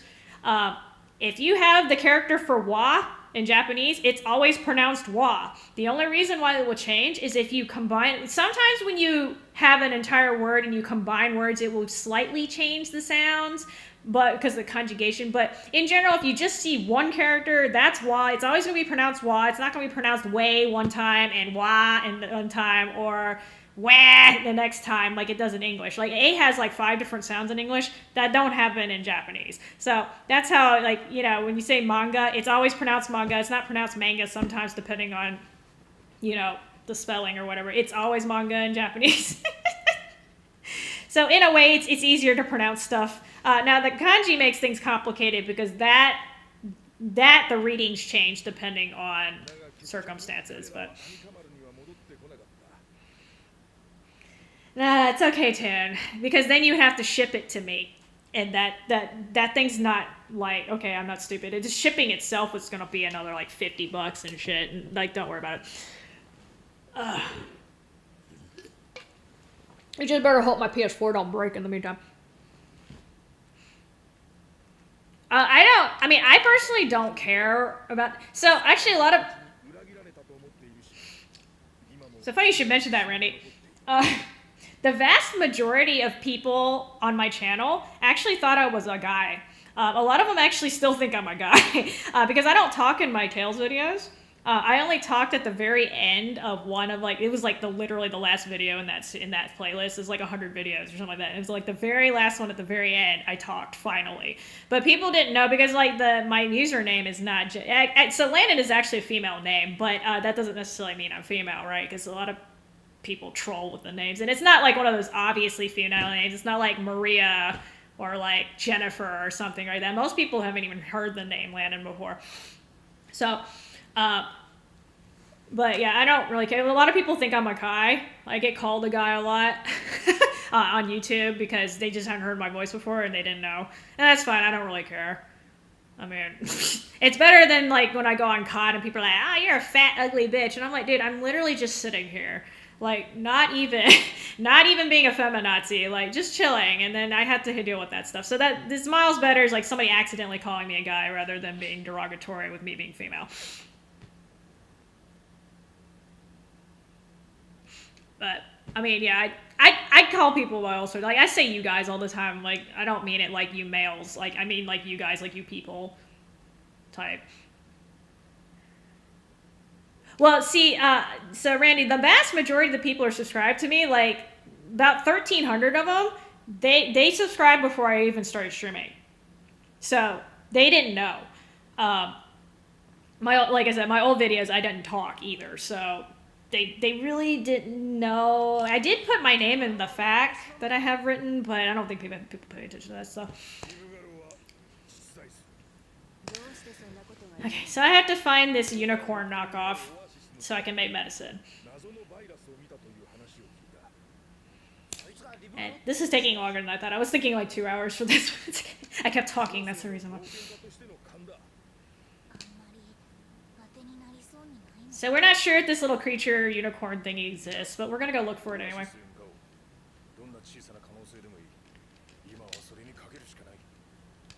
I did see Goonies, but that was like a long ass time ago. Was that actually from that movie? I forgot. I guess. Alright. I'm gonna go chase my only lead.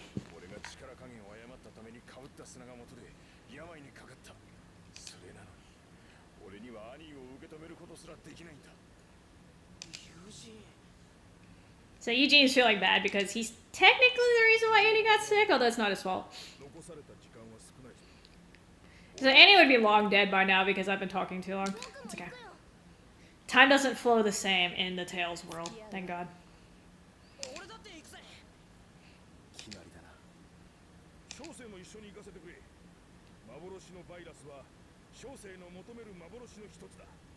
Okay, so this guy's coming with me. I've forgotten about this actually. He tags along.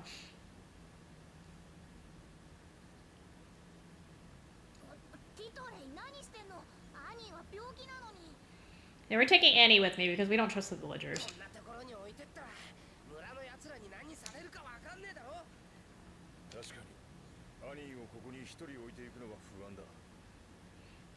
It's okay, we're gonna piggyback her.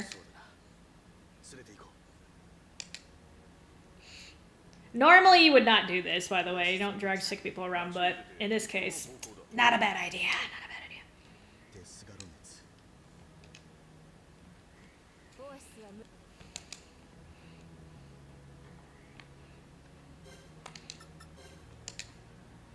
Oh.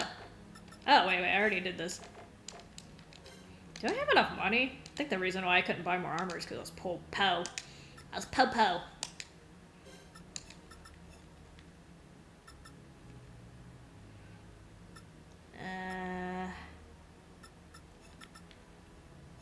Well, I don't have Annie, but I'll buy her one anyway.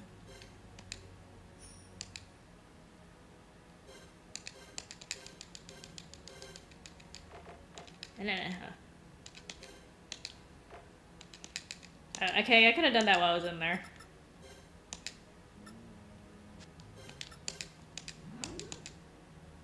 Woohoo! I am making stronger equipment.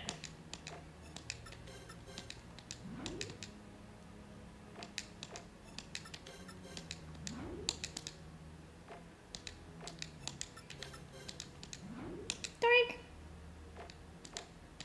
Oh, well, rip Randy. I can't do hers yet.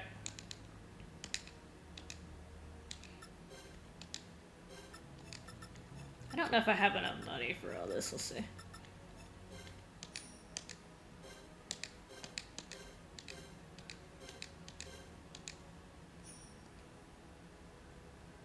Oh, whoops. I'm not paying attention. I bought too many of those. Damn it, I always forget. I always forget you can do this in the same menu. Ikuzo. Basically, yeah, Ikuzo is, there's a slight difference, but for the most part it means let's go. Let's get going. It just depends. Like, this time they're just like, let's go, because we need to go, but, you know. Sometimes sometimes the seiyus tend to be a little bit over dramatic when they act, which is that's not necessarily a bad thing, but I think it's more of a cultural thing. They just tend to be, to put a word for it, they're a little more passionate, if you will. They're also more experienced too, and again, partially cultural. I think Japanese people kind of have a flair for the theatrical. Okay, so I spent like an hour and a half in there because I kept talking. I probably should have bought some food. I don't know, now I'm poor, but anyway. Well, I mean, so there's a point where dramatic can be corny, right? So, but, you know, it just depends. But,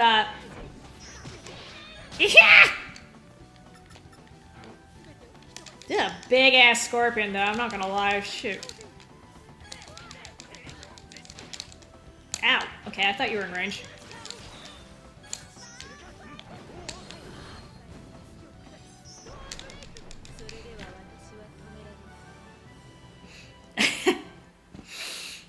Well, I mean, again, it has to do with the type of game, and like this game's kind of serious, actually. This is one of the reasons why they do character polls in Japan for the Tales games, and a lot of these the characters from this game are not as popular because apparently the lighthearted characters are more funny. They tend to prefer those in Japan. That being said, Judas is also super popular, and he's one of the gloomiest people in the whole game and the whole series. So, but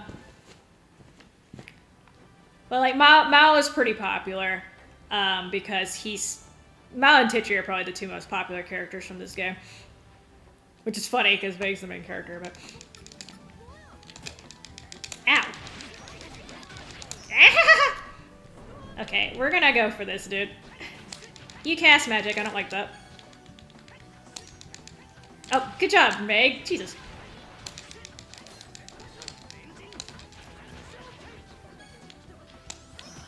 Did you just try to punch me?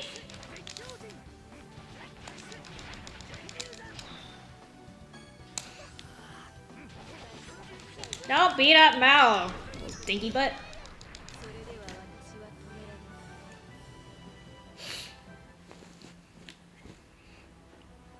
Oh, here it is. Let me see if I can quickly get this horn.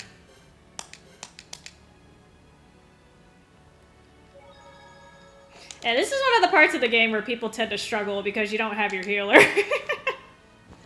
I don't know if they did that on purpose just to teach you how to deal with, manage without her or not.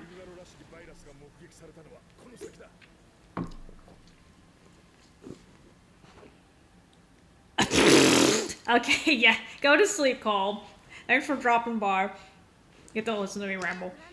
Well, yeah, like I said, man, get your school schedule in place before you think about getting a job, because otherwise you're just gonna make your life more difficult. And sleep is important too. Like, it's one of the most important things you can do for your body. So please get enough sleep. That's why I make it a priority in my life.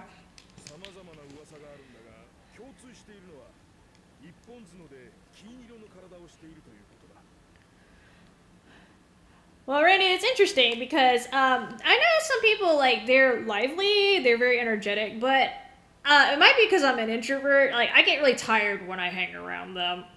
I'm actually an introvert. I know people think that's weird because I talk a lot sometimes, but an introvert doesn't mean you're quiet necessarily. It just means that when I interact with other people, it tends to be more draining than it is energizing for me. That's more of an introverted quality, but just depends on the person, though. I know some people who are really quiet that, you know, I personally feel better when I'm around them, but just depends on the person. Round 100 and what? And BO3? You need to go to bed, Cole. Why are you even asking me that? Your ass couldn't even get to round 100 right now. You probably couldn't even get to round 50 before you fell asleep. So we're gonna find this unicorn.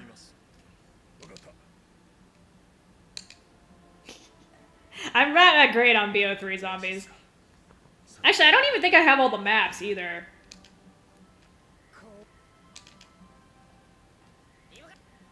Now, why don't you go to bed first and then we can worry about it, huh? Jeez. You should probably recruit, Tommy and Toon, too. They played, BO3 zombies a lot. So these are, like, buff unicorn thingies. Okay, will you quit beating up Mao? Ow.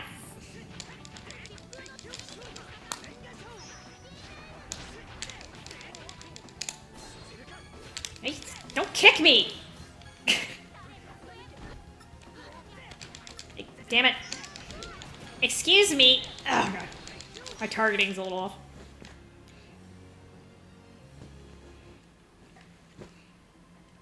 You couldn't stay up for around 100 anyway, you little weenie. Will you go to bed? This is what I mean about being stubborn for no damn reason, okay?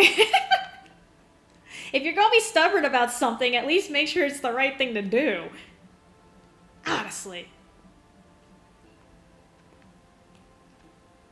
Okay, I thought there's a read. Oh, here we go. Oh, I found chicken in the desert. I don't know how I feel about that. Yeah, that's the thing about Tales games. They love giving you food in the middle of nowhere. Why can't I target the bird? What the... Oh my god. Ow. I hate flying things in this game, I'm not gonna lie.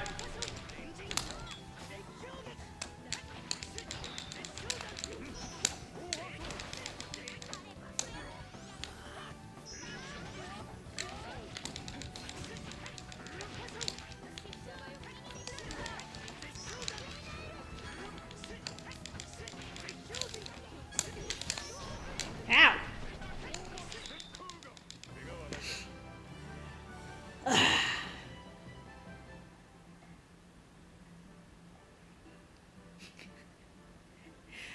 Dude, everyone's thumbs hurt on round. Well, actually that depends. If you can get to round 100 by camping, then your thumb shouldn't hurt so much. But you definitely still fall asleep.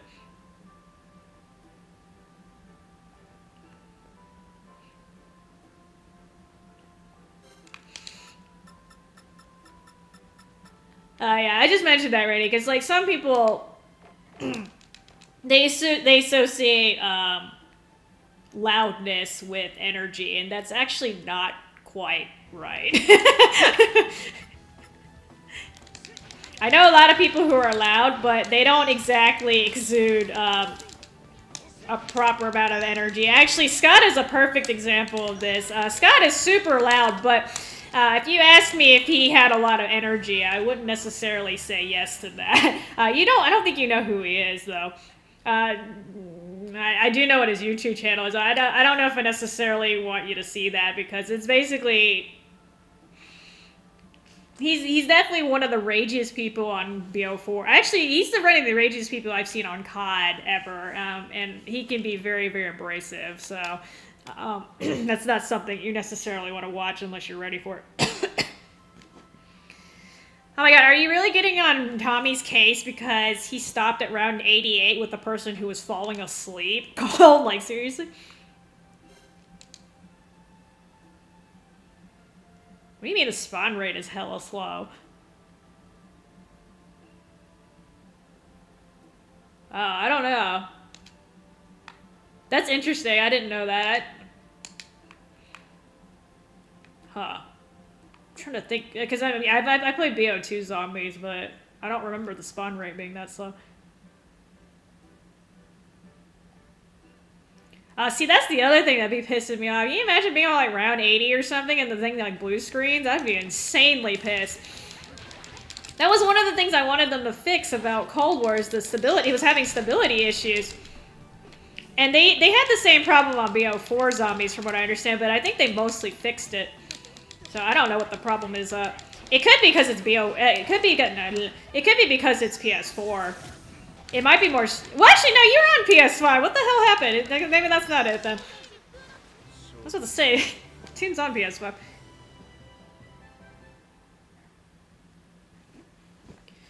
Well, that's because you're stubborn, Rihanna. You know, I bet you even if you got into a hungry, Barbie still would have yelled at you, okay?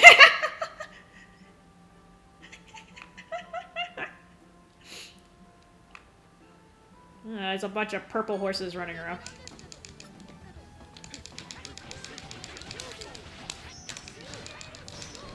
I mean, there's nothing inherently wrong with being stubborn, but damn, you know?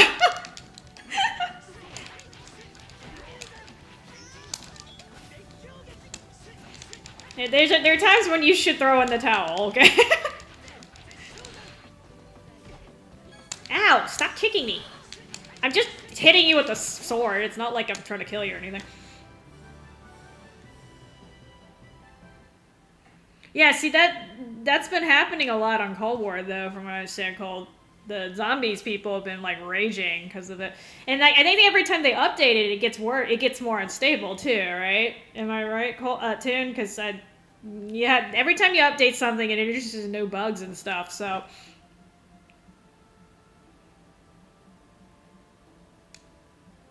If it's like, why does it matter if it's a girl or not? What the hell?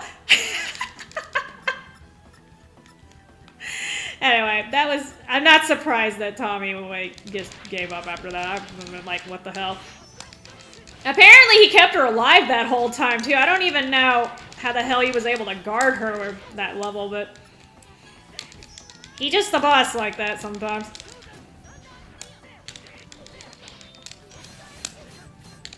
Stop trying to squish me.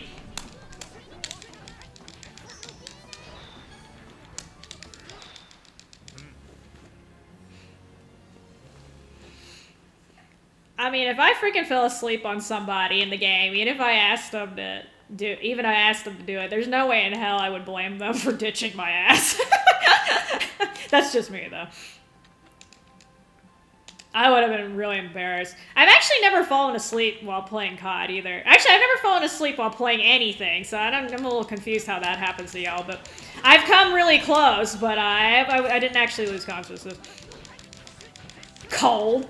You've freaking fallen asleep on me a couple times.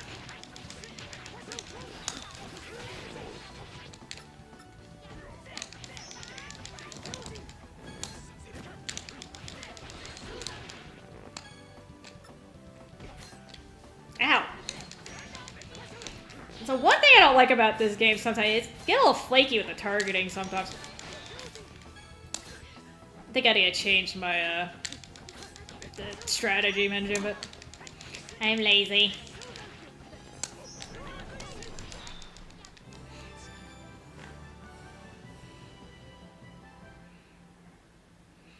No, I mean, maybe I didn't understand Tommy, but from what I understand, she didn't go down at all while he was doing that. So that's a feat in and of itself. If he meant like he didn't actually, I mean, I'm assuming he meant like he didn't go down, not she didn't bleed out, because that's a different issue, right? But anyway, that's an amazing feat if he was able to keep her alive for that many rounds. I wouldn't have been able to. Ow, God, I'm getting freaking teamed on.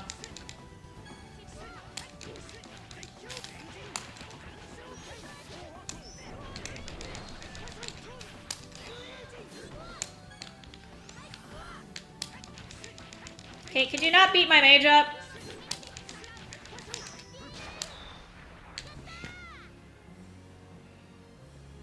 Dark chocolate walnuts. Oh, that's not a bad snot. That's not a bad. I just said snot, not a bad snack. My brain likes to combine words. I don't know why. Barbie? I haven't seen a picture of her. I don't think.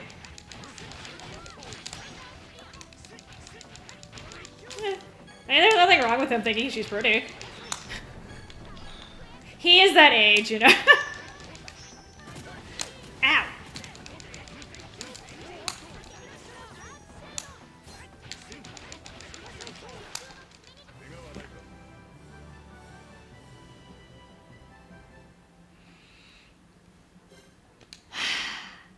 The pregame. He's blaming the pregame. Uh-huh. Okay. Yeah, that's bullshit.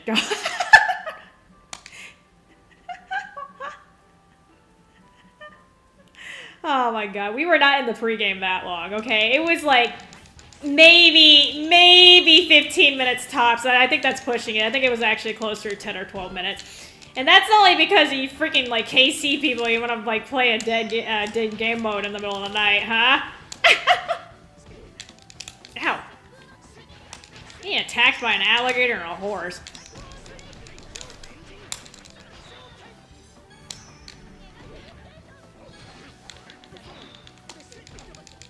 Ah!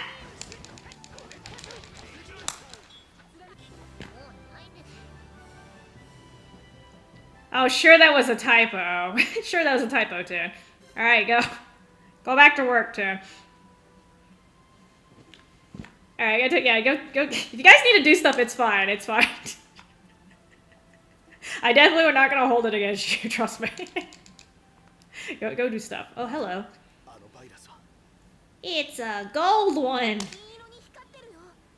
Mm-hmm. Too bad he's got a whole bunch of purple ones around him. Oh, we're ripping this sucker apart.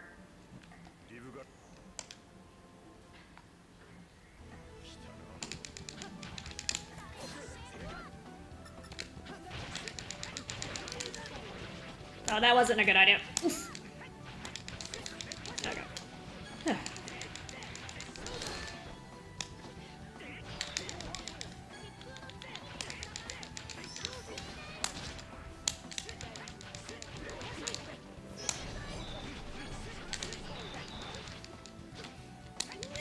Don't hit my mage! Oh, that whiffed.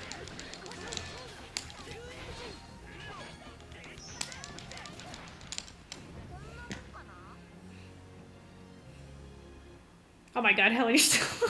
I'm so sorry, girl. If you need to go to bed, Helen, just go to bed. It's okay. Oh my god, you two, freaking go to bed. What's wrong with you people? I tell y'all to go to bed, you're like, I'm tired. Well, no shit, Sherlock. Honestly. Ow.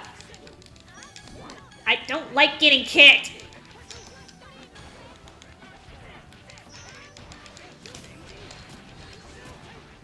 Like, be nice to Esther.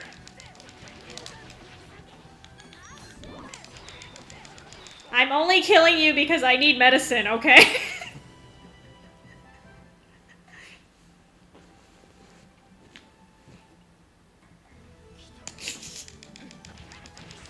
If you think hell I'm gonna let you shoot her body too, you have another thing coming.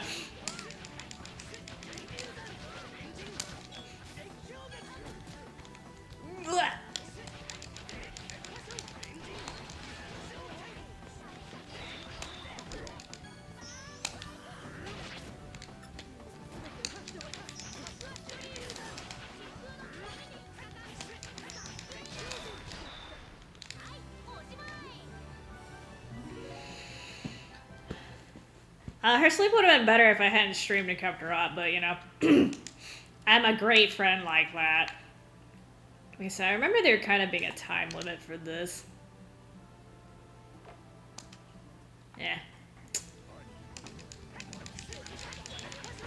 It's okay, Annie, I'll save you, even though I made you fucking wait for like an extra 3 hours because I was talking about just whatever.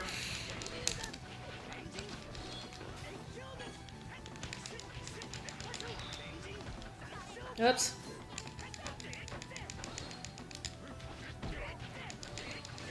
Yeah, there's no way I'm gonna be able to kill this. Ow! Yeah! Ow! Yep, failed. It got away!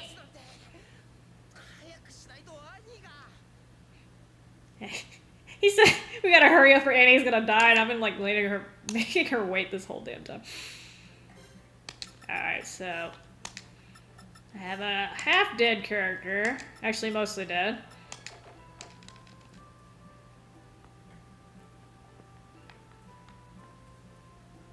Okay, the question is, where did it go? Oh, there it is. Look at this guy's got all these little groupies with him.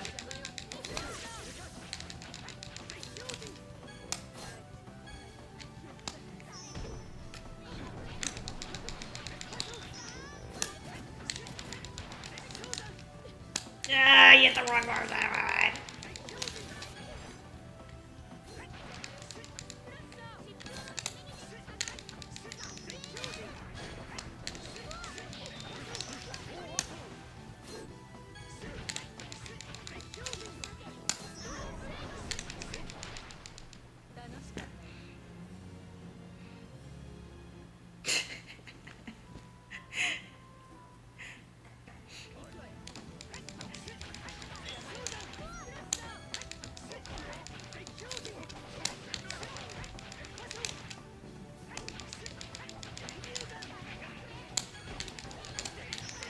I really should be going after the gold one, but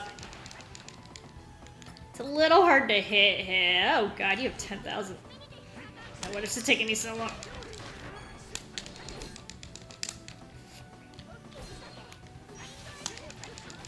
Okay, we're gonna have to prioritize this. Otherwise it's gonna take me a while. You keep running off, you bitch! I should probably lower the difficulty just for this battle, that's okay. Since it's time-based.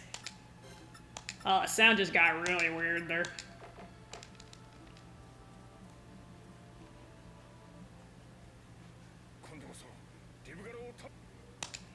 Oh my god, look how many there are. Okay, let me see if I can... Oh, he's almost dead. Ow! You bitch! Ah! How do you freeze my ice elemental, dude? Like, seriously? So normally it would not take this long to kill him. I was going after his little friends.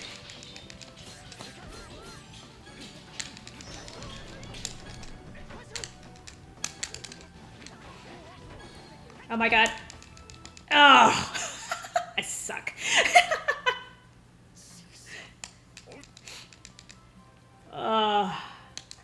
Holy, there's a lot in front of me. Yeah, see, this is a good thing that her life is not actually on the line here.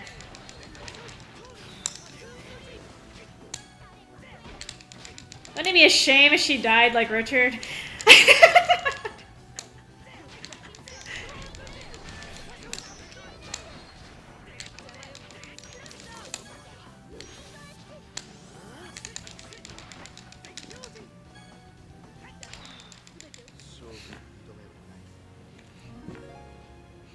Oh, I can actually cook now, that helps. Will y'all get out of my way, please? Thank you. Alright, this time I should be able to kill him. I used up all my freaking FG, but that's okay.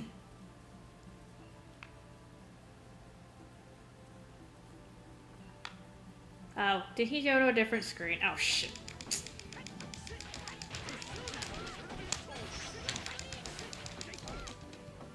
Ow! Stop!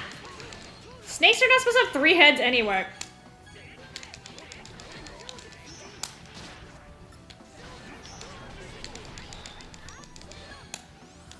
Alright, I'm gonna save mine a little bit.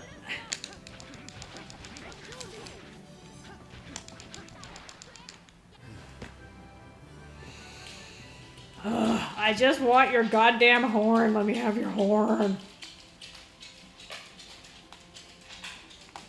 Okay, I think he's in this other screen. Haha, I see you, Blondie.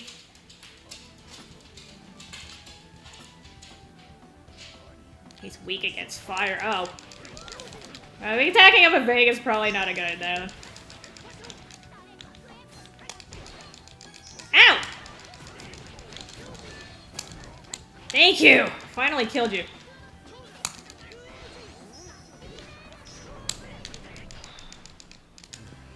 Yeah, take that, boho. God damn. Here, I got one for you. It's a magical unicorny horn thingy.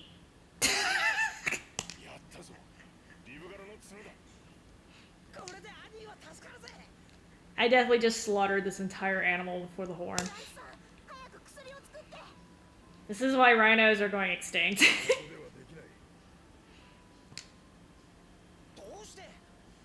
So he can't make the medicine here.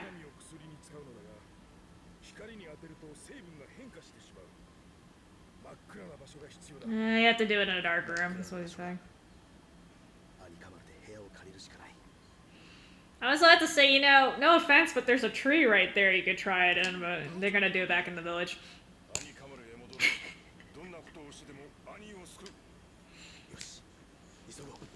Yeah, so Eugene's about ready to kill anyone who's gonna get in our way, so... He's very protective of Annie. Alright. After I save Annie, I will... not go to bed, but I will stop streaming so everyone else can go to bed.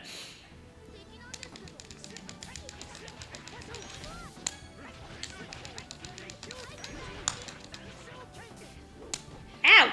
This thing is spitting water at... Hey, excuse me!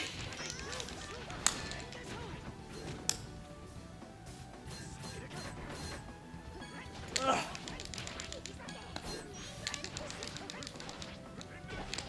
Ah! No.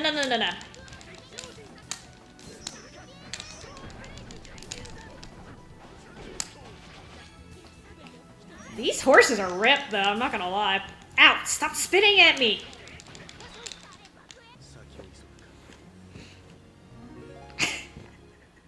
Helen's like, fuck you, go to bed so I can go to bed.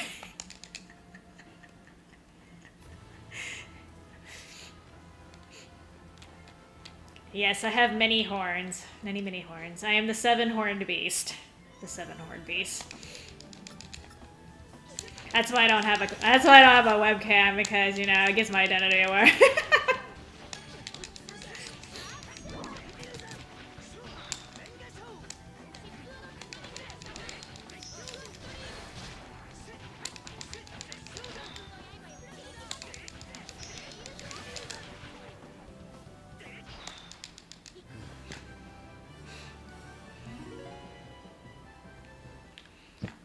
I'm cooking risotto. I actually tried to make risotto once. It did not come out quite right, but I also didn't use the right rice. There's a certain type of... You're supposed to use the really... Oh, shit, I hate these things. You're supposed to use the, like, really I don't know, glutinous? The sticky rice.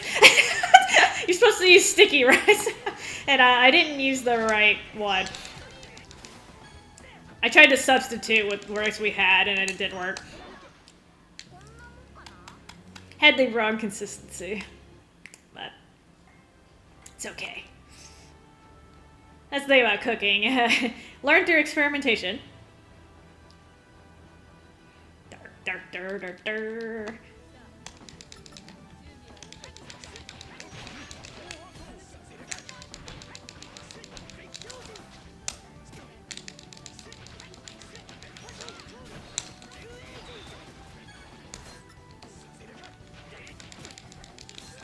Excuse me, will y'all stop tag teaming me? That's not very nice.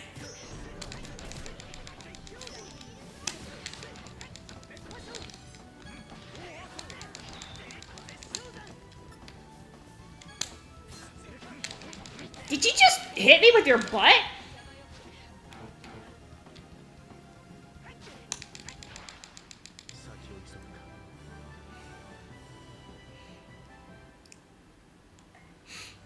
So yeah, this like 1 hour segment took me like 3 hours because I got distracted. Ugh, this is why I don't hang out on YouTube. I get nothing done. Alright, so I don't think it takes that long to make this, but you know. Lord knows I've been wrong before. Oh, hello. Everyone, their dog came to greet me.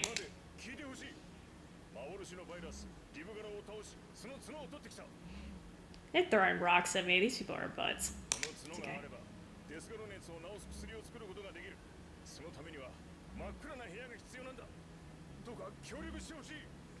He's basically asking for their cooperation, and obviously they're not going to. He told me to piss off. That's your problem.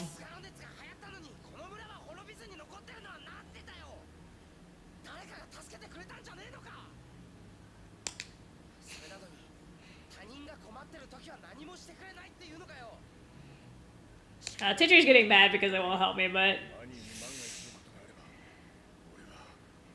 unfortunately, this is very realistic. A lot of people are not going to go out of their way to help a complete stranger, especially when it involves an infectious disease.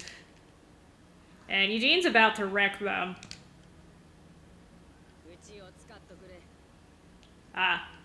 Old lady has come to save the day. Okami. I actually forgot what that term meant exactly, but.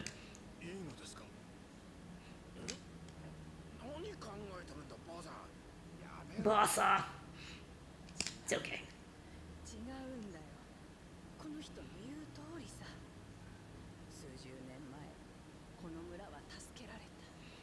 So this old lady actually knows what happened 10 years ago.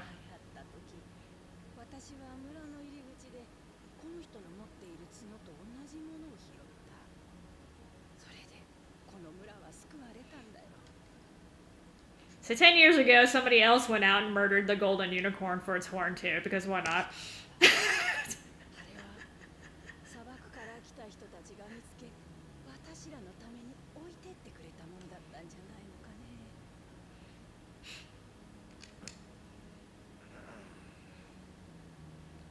Gitz just poked me. Don't do that.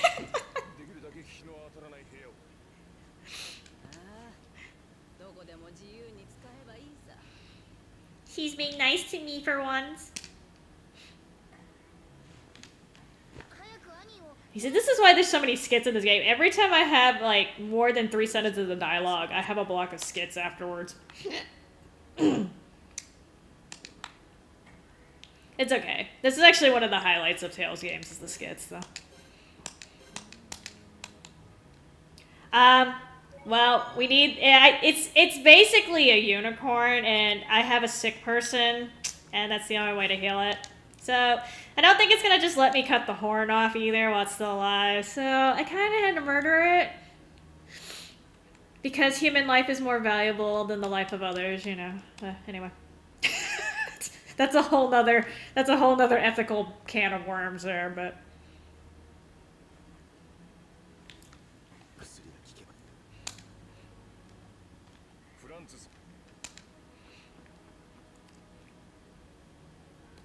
No, Mario. What are you doing up? I'm kidding. Actually, I'm not kidding. What are you doing up? What time is it for you? 5:38? She is better now.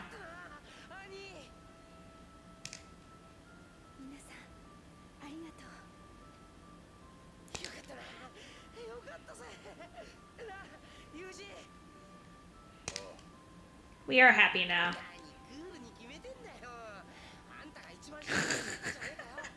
Not that I have any right to talk because it's 8:40 in the morning for me. That's okay.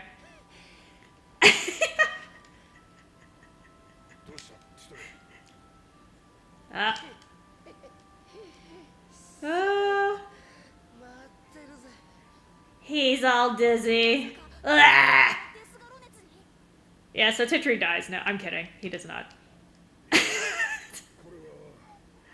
He just has heat stroke.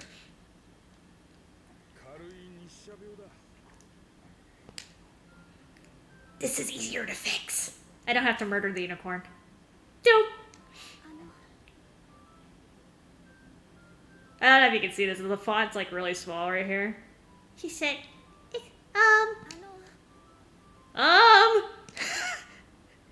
Could be translated, excuse me too.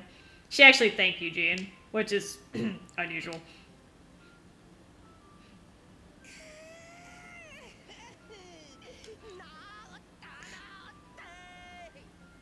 Yeah, sorry Mario, this game's in Moonspeak. I'm giving you a rough translation. So he feels better now. Oh yeah. Yay stuff.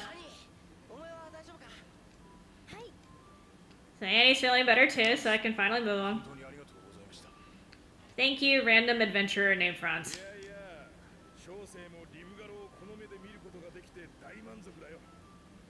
See, this is what I talk about passion. He's happy because he got to meet one of the 7 wonders that he was chasing after.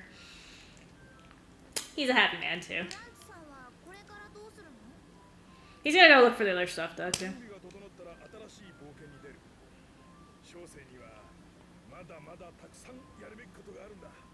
Adventures be adventuring. Yeah. Shit, it's actually not wonders. It's like the 7 great mirages of the world, or illusions? Illusions? I might have said illusions. I don't even actually remember what I translated this. It's been a minute. I could pull it up, but I feel like that's kind of geeky. Oh, Mao doesn't want him to leave. So we're gonna meet France again anyway, so. France! Oh, my phone did. I forgot I turned my phone off.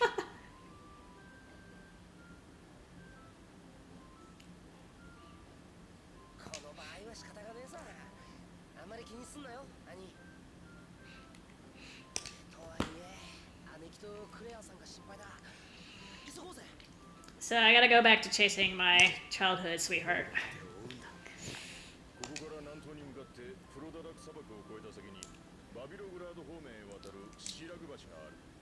You know, it's amazing. After all these detours I had to take, I still catch up to them eventually. Oddly enough.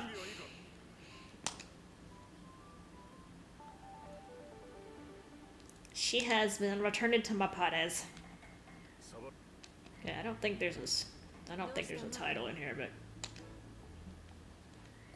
I have to check, cause why not? I remember this was a pain in the butt for me to translate. I can't remember why.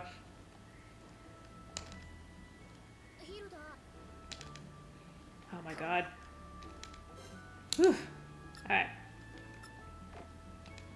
Okay, so let me get my life back, cause I'm hurted. Oh, okay, fine. I'll buy some food. How about that? Food is always good. Alright.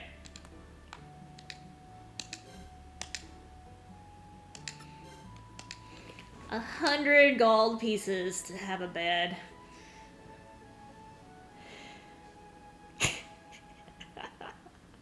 Yeah, I'm shocked that you're still up, Mario. Oh. And then sometimes it just randomly triggers a skip. Alright, going outside, saving my butt, and then I will let y'all free. Oh, just kidding. Oh, this song is... Shooting star!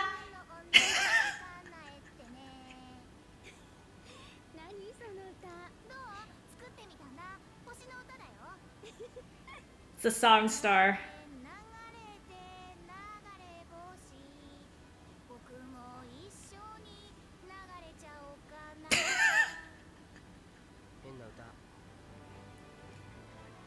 So speaking of people who spontaneously sing, Mao sings. That's his little thing in this game. Alright, got my healer back. So we're not going to talk about how that's a possibility, Helen, but anyway. Alright, so I'm getting off. Thanks for dropping by. I'm sure a lot of y'all have things to do, but anyway. Helen, you go to bed, so you too cold. And the rest of y'all, if you have to be up for work, then stay up, whatever. Anyway. Y'all have a good day. Catch y'all later. Maybe. Hopefully I'll wake up later.